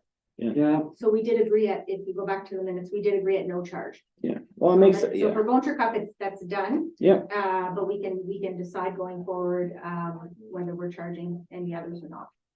okay, sounds good. And that's why we ask them to ask us on an annual basis, right? absolutely. Because things change, costs change, priorities change. There's also like pole banners that aren't so high up, that they're, you know what I mean, that you Yeah. can manage at a ground level. With a So lot it's of, just like to your Why point, it's different mediums of communicating. Well, it's like I drive through Quadville all the time, so I sent in a picture like the Letterkenny sign with all the Coosa seal on and stuff like that. oh, you did, okay. Yeah, no, I did text him. Man of my word. But no, they actually have this year, they actually have ladders, that they mounted all their flags, and it looks like they're all consistent and they're lower, right? Yeah. So every single one can be accessed off a ladder. So you Yeah. just carry it Yeah. out. That's the problem right there, That might is getting the take us manpower to off. do Yeah. it. So like Right. that's, so it's just alternatives, right? Okay, For sure. So walk the halls. So Opeongo High School is looking for a new volunteer to run that program, so it's been run. Not it. So it's I go there enough. It's $100 a month for insurance to run the event. Previously it was run on Mondays and Wednesdays. So basically the request came forward from, they're looking for a volunteer. If they find a volunteer to run this again, are we able to pay for the insurance to run this event? How many people go to this event? I don't know. I'm wondering, I'm not- is it a need of 8 or is it a need of like 50? I don't know. I can certainly I'm ask. that. curious, like, What was the precedence before? Did we always provide insurance on it? No, No. we've never been involved with it before. It was run through a volunteer and I don't know if people paid, $1 every time they Yeah. went or whatever they paid and they took that money at the end of the day and paid the insurance. I'm not sure. And I think the insurance used to be like $50, so it's gone up to 100 now. So they're asking, has the host municipality been asked? I don't know. Like, is there shares in here? Oh, perhaps. How does the school feel about this? I mean, you've got cleaners there after hours, right? And you've got people walking around the halls. Yeah.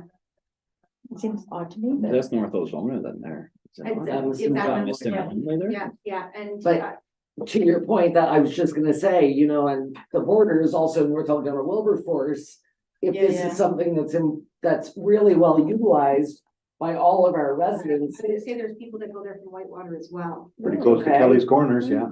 So I could reach out to the other 3 municipalities and if the 4 of us want to split, that's only $25 a piece for the insurance, I'm fine. I don't know if we want to get involved, I don't know. It just seems like a lot, that seems like a lot of paperwork for $100 and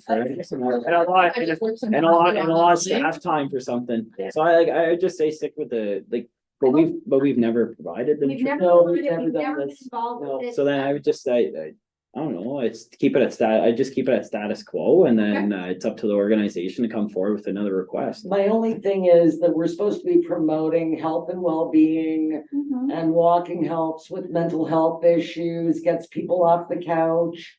Especially post-COVID, I think that there What a are, big township to walk. Well, I know, but not in the winter. in our defense, our senior center runs elder trekking and loans out equipment for people keeping fit. And elder Mobility Fitness? classes, Yeah, so we are extending our hand of help to other municipalities in our So downtown. what this does is it's a walking path throughout Opeongo and you're taking stairs up and stairs down and stairs up and stairs down. It's quite extensive. Oh, it's not just a walk around the gym? It didn't used to be, maybe it is now. That's what they do at Cobbles. I would, Oh. I don't know, I would just still say the same thing, just Okay. wait until they find a volunteer, they're organizing and run it and. Yeah. That's We about can it. revisit, yeah. They can go to the arena if it's gonna be our township, there's lots of stairs there. And it opens the request from many others to do something like this, right? Okay. We've talked We about can't, we setting can't be precedent. involved with everything unfortunately, so until there's volunteers gonna be in place, then we'll go from there. We have another meeting. We'll maintain that we're gonna be promoting health and wellness though. Do fishing, cycling, Bonner, tour. de Well, we can do Bonchir, there's fitness lots of things we classes, do like, there. we'll be done this meeting and the next, like, we can go do a workout at 4:30 if you guys all want, perfect, You know, there's equipment in the basement. perfect, I hear the firefighters all the time. Okay. I think that was Just the all. grants. Just the grants, yeah, so I think council's already aware of the Green Inclusive Community Fund for the arena and the curling club, so waiting to still hear back from that. Celebrate Canada, so that's been submitted, we'll see what they say, the Green Municipal Funds connected to the Green Inclusive, so we are waiting to hear from the Green Inclusive before we move forward with the Green Municipal, because though they're tied together. The Rural Transit Solutions Fund, so they did get back to me. And they wanted formal letters from our two municipal partners. With declarations of more of actually the funding to consider them partners, so I did get that and I did resubmit that. So waiting to hear from them. Sarah as well is currently working on Energy On, which is a new provincial grant, because the other one is federal. This is a provincial grant but it's just for the charging stations. It doesn't allow for transit and all the rest of it. So, and it's 75% covered. That's what I was just gonna Yeah, ask. so we had all the material. So it was pretty easy to Yeah. convert from one to the other. So she's preparing it. It doesn't have to go in until January, but we will, once she's finished, I have to send it to Hydro One, because of course they have to make sure that we have capacity. For sure. Before that goes through, so we are moving forward with that, and each municipality has to submit their own. It's a funny, usually the grants are all about partnerships, and this one is, it's one municipality, one spot. So, and I don't know if that's because of Hydro One, I'm not really sure why it's like that, but anyway, we're working on that, and of course, we'll share with our partnering municipalities. If they want to submit their own, they're welcome to do so. So working on that, I know there's an emergency management grant that's still in the works right now as well. And there's another grant that North Dakota Wilberforce just reached out to us for, and it's not going to come to me, is it? Are you talking about the emergency management grant that's like 5 million across Ontario? That's right. Yeah, Hmm. so so we've got, $5 million. We should get at least $12. we're hoping for 12,000, but $12 is. So this was presented to us at Health Committee, and I think all of us went, that doesn't even make sense. There are 444 municipalities, and in the grant, it said, to get you equipment and tools to get you through emergencies. And we're thinking, we wouldn't even have enough money, I don't think, to buy like a sandbag filler. So it was a bit of an odd grant, but definitely like, we apply for everything, right? Yeah, so we're looking, I think, at the generator up at Boymount because we get to keep the radios running, and that actually supports North Dakota Wilberforce's radios. Brilliant. They're off of our tower as well, so we have a letter from them for support for that in addition to, and a couple of other things. So Great. that as well is being worked on, and I think it's actually I think it's a tourism grant that Carmen reached out. Carmen, Cameron, yeah. not Carmen, Cameron reached out to Sarah about. So that's building a relationship there to work a bit more together for funding and different opportunities. Great. So that's I like to see the two of them working together on things. yes, and the Trillium grant for the Eganville Curling Club that we're supposed to have an event on, so we can announce and show off and do all this good stuff. We're having difficulty getting a hold of John Yakubuski. So, we will certainly try again. And if, you know, we kind of had a date scheduled. The house is But, sitting uh, now, so you won't be able to get a hold of them. Yeah, so I'm not sure, anyway, what we do about that. Maybe in the new year, we can arrange They should be in recess in the next week or so. Let's do it on the day of the parade.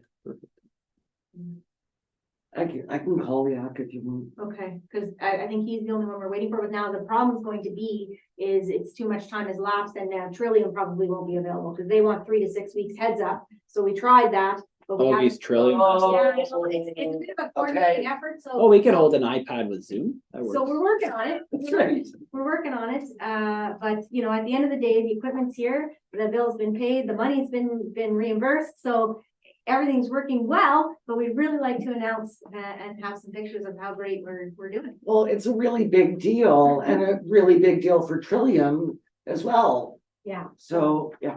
Perfect. and that's all I have. Good. Correspondence. Correspondence A. Nothing. Correspondence. Just, sorry, Mr. Chair, is everybody getting those AMO blasts? Oh, yeah. Okay, are you getting too many? There is a lot. Okay, thank you. We've had this discussion, at a Roma board meeting, but about AMO, and they're so good to Roma for sending some of our information out with their blasts. But I think it's more the education ones, like the one that you have, John. I think that's where people are, like, they're being inundated. They come repeatedly and that leads to missing one that you really wanted to get Okay. notice. I will pass that on, next week. Like one longer one would be better than these. Yeah, regular. one with a list. Here's what's available this 6 months. Okay. I will make that happen. Doesn't make a difference to me. An email's Unless an we, email. you know, You feel the heat. So correspondence A, no one has any concerns? Correspondence B. Nope. The unnecessary noise thing, uh, I think that's just enforcement, that's the problem there. and I can see. request from Madawaska. So that was just a resolution from another municipality. Yeah, Yeah. yeah, but I'm just saying, And John and I talked about this prior to the meeting. The other thing is that as these older trucks are being phased out, most of the engine brakes are very, very, very quiet. yeah, because, yeah, I mean, I know that there are, and they go past my house too. yeah, they go past Gene's apartment and you sit there and there's a Jake brake on, Yeah, but, It's one of the issues we heard about during the election. There's some individuals talking about this. but they can't be enforced because cops have got to hear. the other thing is unfortunately, we do live in a village and a township of hills and corners, Yeah. And 2 highways going through town. but Well, we're also a forestry transportation area, just like what the businesses we're surrounded by. And so, but no, the thing is, stuff gets phased out. It's no different than my truck. Like, you can't even hear my engine brake at all if I have a heavy load on. And a lot of the newer trucks are all the Yeah. same way. It's your older compression. You can hear them like on the job site. You'll hear the Yeah. odd one once in a while. You hear your air go off. It's Yeah. like, well, everything gets phased out, right? Yeah. and I will say, living where I live, they certainly have gone down in the past even 2 to 3 years. The amount that are really noisy going past our Yeah. place. Yeah. So fingers crossed. Museum update. Oh, sorry. You missed the studio tour, sorry. Yeah, I Mike. just Yeah. need there's a request from Yeah. Madawaska Studio Tour. Okay, Have we ever done that? I don't know if we've I- ever done it in the, as I said, earlier, we were talking about the banners, the last, 2 years, I think we did not, I think we have done it somewhere in the past, but, the last couple of years, what we've said is we're not going to contribute, through these rates. However, we will allow you to hang your banner for free. That's what we've done instead. Yeah, I that's don't know fine. if you want to continue doing that or. Well, we did for Bonner Cup, so we'll carry it forward. Okay. That's my opinion. I'm just Yeah, wondering no, if but everyone's good with it. I don't think we've done it in years. We didn't do it Not last since, year. I not remember since that. I've been here. Since Yeah. I've been here, I think we've always just done the banner Yeah, banner works. for free. Yeah. Okay. I'll Anything else? forward that off for that. Thank you. Now move on to museum. Just a reminder to everyone, we have an artisan market this Saturday from 10 to 3 at the museum. So local artisans, it's similar to what we did during March Break Madness. It's about 10 vendors. It's taking part amongst other events on Saturday. So Saturday is going to be a busy day. Is in that town. inside or outside? Inside. Inside, okay. Yeah. Artisan, 12 to 3, 10 to 3. 10 to. We've been busy decorating and getting ready for Christmas. But there are a whole bunch of things Yeah. on that day. The EDPS Bazaar, Our space. Rusty Lantern, Our Space, My Country Library. Home. So it's a great day to tour and do all your Christmas shopping all at once. Yeah. Yeah. Place to be. Yeah, You just have a brainwave? Is that yes, what I happened? I just. thought I was in trouble. No, I saw, No, I I saw the diesel engine start up and you just see it I going. meant Yeah. to- I meant to ask you for something before the meeting. Mhm. That just put it in my head. Okay, So that's it for the museum. library update. It's it's been fairly consistent, just obviously just finalizing the budget on that end, and they just had a successful Bupalo Rocks as well, as Tracy had mentioned earlier. But I'll actually speak towards that after the next meeting, so I can bring all the numbers and the actual data, and then you'll also be getting the year-end review some point in December, so they're a nice one-page pamphlet. Beauty. So be in that as well, so I like that. besides that, everything's good. Thanks. Mayor's update. All right, since my last report, I attended 32 meetings and several events. Some of the highlights, the Roma board met in Toronto on October 12th and 13th. We're still working on our strategic plan. That session focused on Roma's strengths, weaknesses, challenges, opportunities, needs, and wants. And we should be wrapping that up in next week. On Friday, October 13th, we had our board meeting. Every meeting we do a cross-province check-in, and some of the items of interest were POA, provincial offenses, provincial office offense, Fence sitting? provincial. I don't know why I can't get it out. Court challenges. In almost all zones, and that includes here in Brantford County. It is something that I've spoken to Doug Downey about, not only in the Bear Pit at a conference, but also in a delegation. It's Provincial Offenses Act, by the way, POA. Sorry about that, guys. Thank you. Regional waste management. Growth opportunities for housing, water and wastewater, and municipal funding for hospitals. Again, we spent some time going over our conference, which happens in January. And we're urging people to arrive on Saturday because each of our zones is going to have a meeting on Sunday as a check-in with our zone delegates. The Roma board also met in Toronto on November 9th and 10th. Again, we talked about the strat plan. We went over Roma's mission statement and values.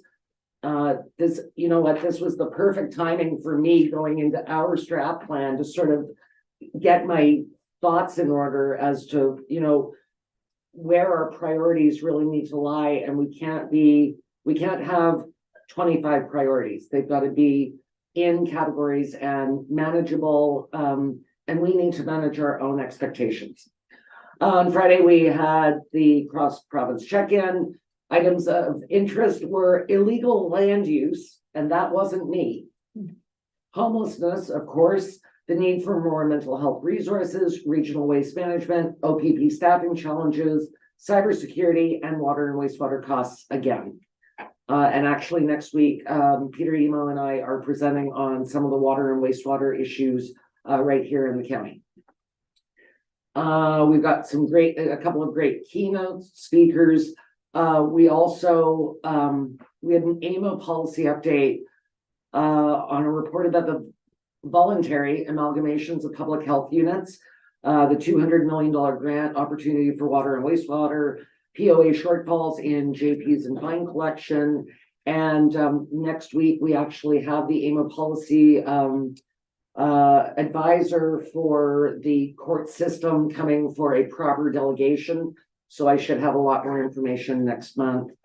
Eorn, things are going fairly well when it comes to Rogers and some of the sites being released for builds. So fingers crossed, we will have some new builds of those Rogers Towers here in Bonnechere Valley in the new year. Focused a lot on the Eastern Ontario Wardens Caucus, 7-in-7 regional housing plan. That's 7,000 homes in 7 years across the catchment. There is other information, there's background information that is in my report. Read as you would like. Some very interesting information. Copy of the county council summary was in our correspondence last meeting. On November 15th, health committee had a delegation by Dr. Jonathan Fitzsimons and Judy Hill, who briefed us on a new initiative called Integrated Virtual Care. The mission is to combine in-person and virtual care options to improve healthcare equity by increasing attachment to family physician and comprehensive team-based primary care for residents of Renfrew County. And I will send out the email. I will email the slide deck that was presented. Partnership between the city of Pembroke, Township of Laurentian Valley, and the county of Renfrew to open a warming center in the city of Pembroke was announced. The warming center will be a construction style trailer and will be located on Lake Street, where the Pembroke Farmers Market is, close to other services such as the grind. The warming center will be open from 10 p.m. to 8 a.m. and will accommodate approximately 30 people. The county invested $80,000 in this $200,000 initiative. Obviously for next year, we're going to have to revisit and come up with a plan earlier than we did this year. But we're hopeful it will be open on Friday. On November 9th, I attended a special meeting of county council to review the long-term financial plan and asset management plan. Staff will be bringing back some funding options to review so that we can mitigate any potential shortfalls. On November 4th, I went to our newest business, Bloom Wildly, presented them with a congratulatory certificate. November 11th, I laid the wreath for the county of Renfrew, and Councillor Buchwald laid the wreath for Bonnechere Valley at Eganville Legion Branch 353. Councillor Epps, Councillor Buchwald, and thank you to you for attending on my behalf. I did finally make it there, but at the Echo Center Seniors Fair, which had some very innovative speakers and booths. We had a very interesting presentation. I missed most of the Hospice Barry's Bay one, but it sounded very interesting. But the one that I did get to sit in on was the elder abuse, and for lack of a better term, domestic abuse across the county, where RVH actually is a mobile unit, and they used to have funding for across the county, but that funding has been cut, and now they can only go within about 30 minutes of the hospital's sort of catchment area. I see this mobile unit as an opportunity for two things. Number one, it provides autonomy. Number two, it affords the person dealing with the abuse to be boots on the ground and see the conditions of the living arrangement, etc. So this is something that I asked Kelly from RVH. Definitely something that is elected, we should be lobbying for, to bring back that funding. You know, we're looking into mobile units for so many different things around the county. It is the way to go. We've learned very quickly that the province isn't going to fix us. We have to figure out how to fix ourselves. And if these mobile units are going to be used for any form of healthcare, any aspect of healthcare, it's definitely a worthwhile lobbying effort. On November 25th, I participated in Valley Heritage Radio's Holly Jolly Radiothon to raise funds for Hospice Renfrew. It was so much fun. Man, can Gerald Tracy talk on the radio. But they raised, when I left, I think we were at about $27,000. So I'm really excited about that. They were hoping by the end, they would be at about 35,000, so I'll be interested to hear what the final. Do you know what the I final? don't know. You but it don't is- know, there is okay. Yeah, it will be in the leader. Excellent. So, anything to help with hospice is so important. And for now, that concludes my mayor's address. Thank you. Thank you.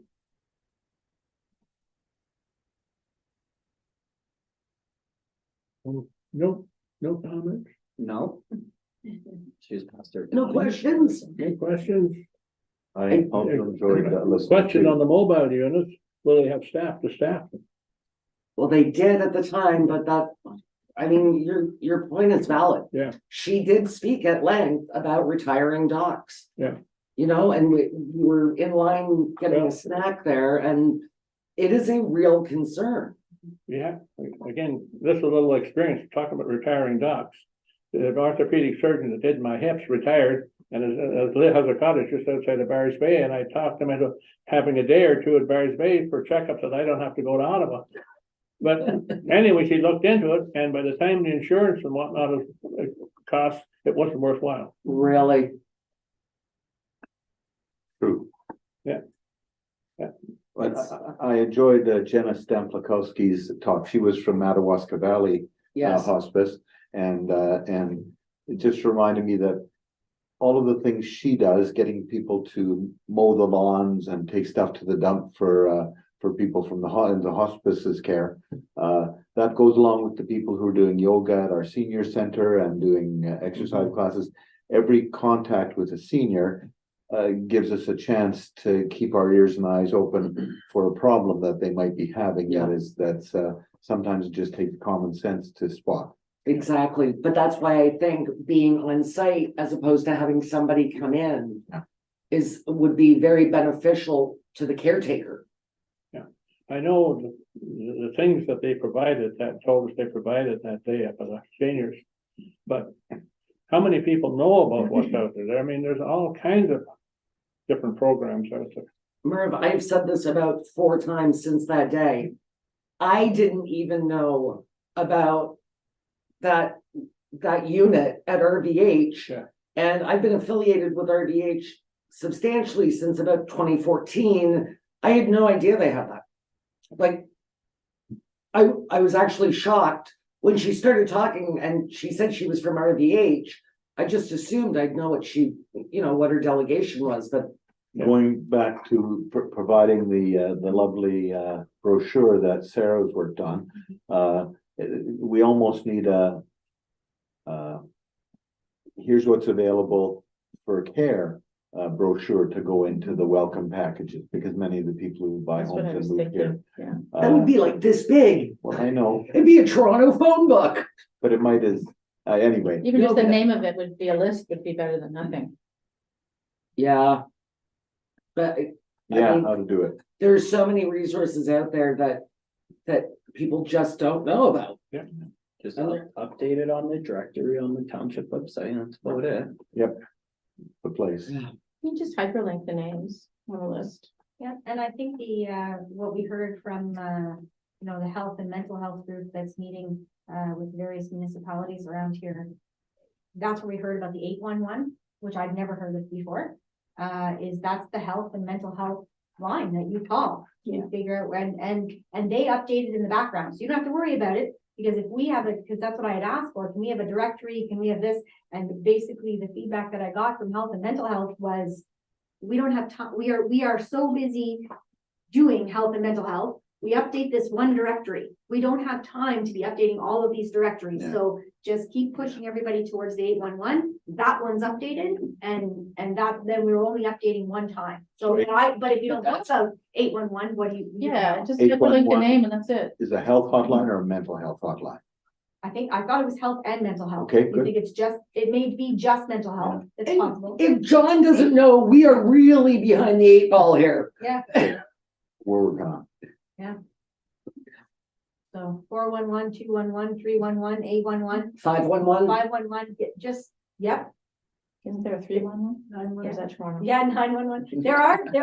There is information out there. There are directories out there. There are people you can call. There are people ready to give you the information you need. But, yeah, you don't hear enough about those numbers. No, you don't. Anyway.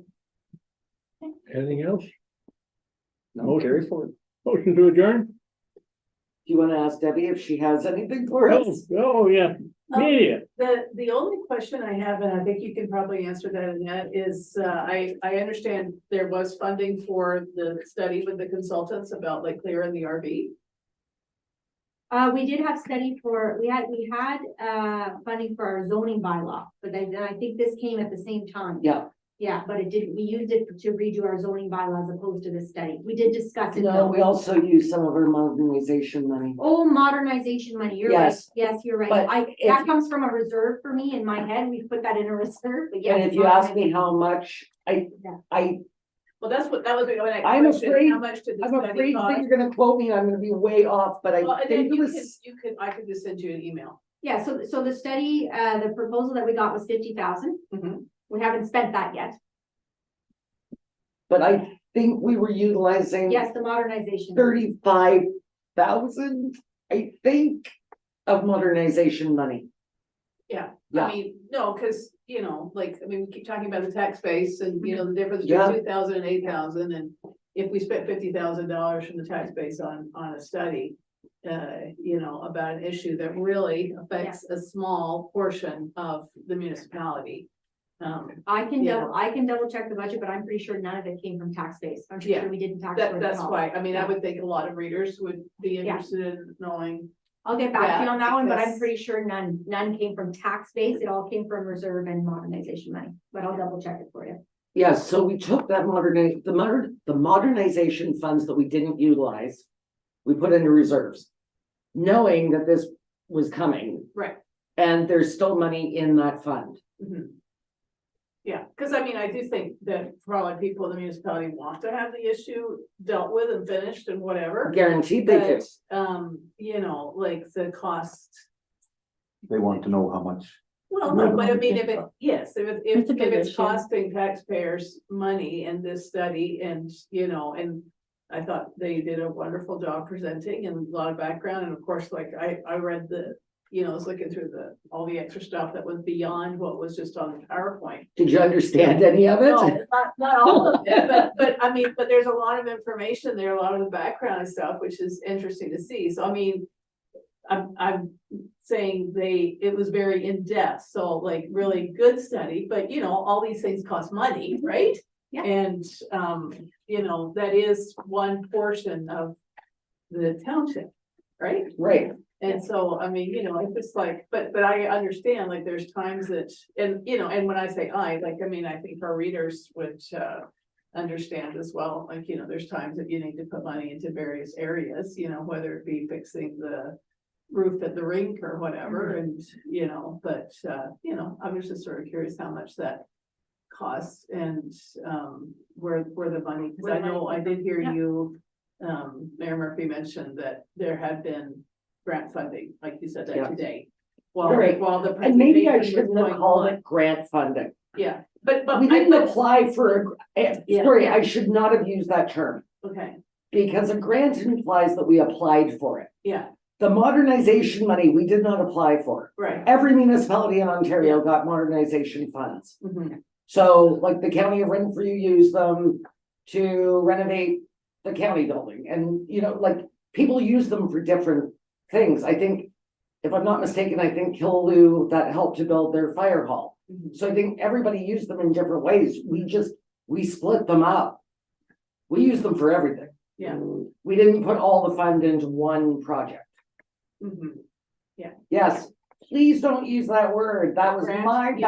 bad. Yeah, no, but like, what you understand what I'm getting at. Like, I mean, Absolutely. if you hire a consultant, they're gonna have to be paid, the money's gonna have to come from somewhere, and that's all Yes. I was trying to get at is. Yes, Was it coming from something that had been earmarked especially for this? no, right? yes, and I'm 99% sure that it was coming out of reserve, or modernization Yeah. reserve, or yes, that it was not a tax dollar. Yeah. Because we didn't know, when it was gonna be completed, because technically we started this last year, we didn't know when it was gonna be completed.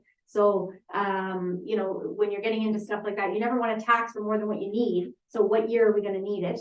And also, as you mentioned, it's a special thing. So you also don't want to keep raising the taxes for something that's a one-time cost, right? Those are specifically what, whether it's funding or reserves are for, to sort of buffer those things. You want to really have the tax increases be for the services. So I am 99.9% sure, but I will email you back to Well, that's what my Specific. understanding was Yeah. too, but I just wanted to clarify that Yeah. for our ratepayers and readers. Yeah. So. Yeah. And I guess truth be told, Yeah. it is taxable money, just not property taxes. It's Yeah. income tax, yeah. Yeah. But you caught me on that, Deb. I should never have used the word grant. Perfect. That's clarified. Okay, Yeah. Thank you. motion to adjourn? Okay.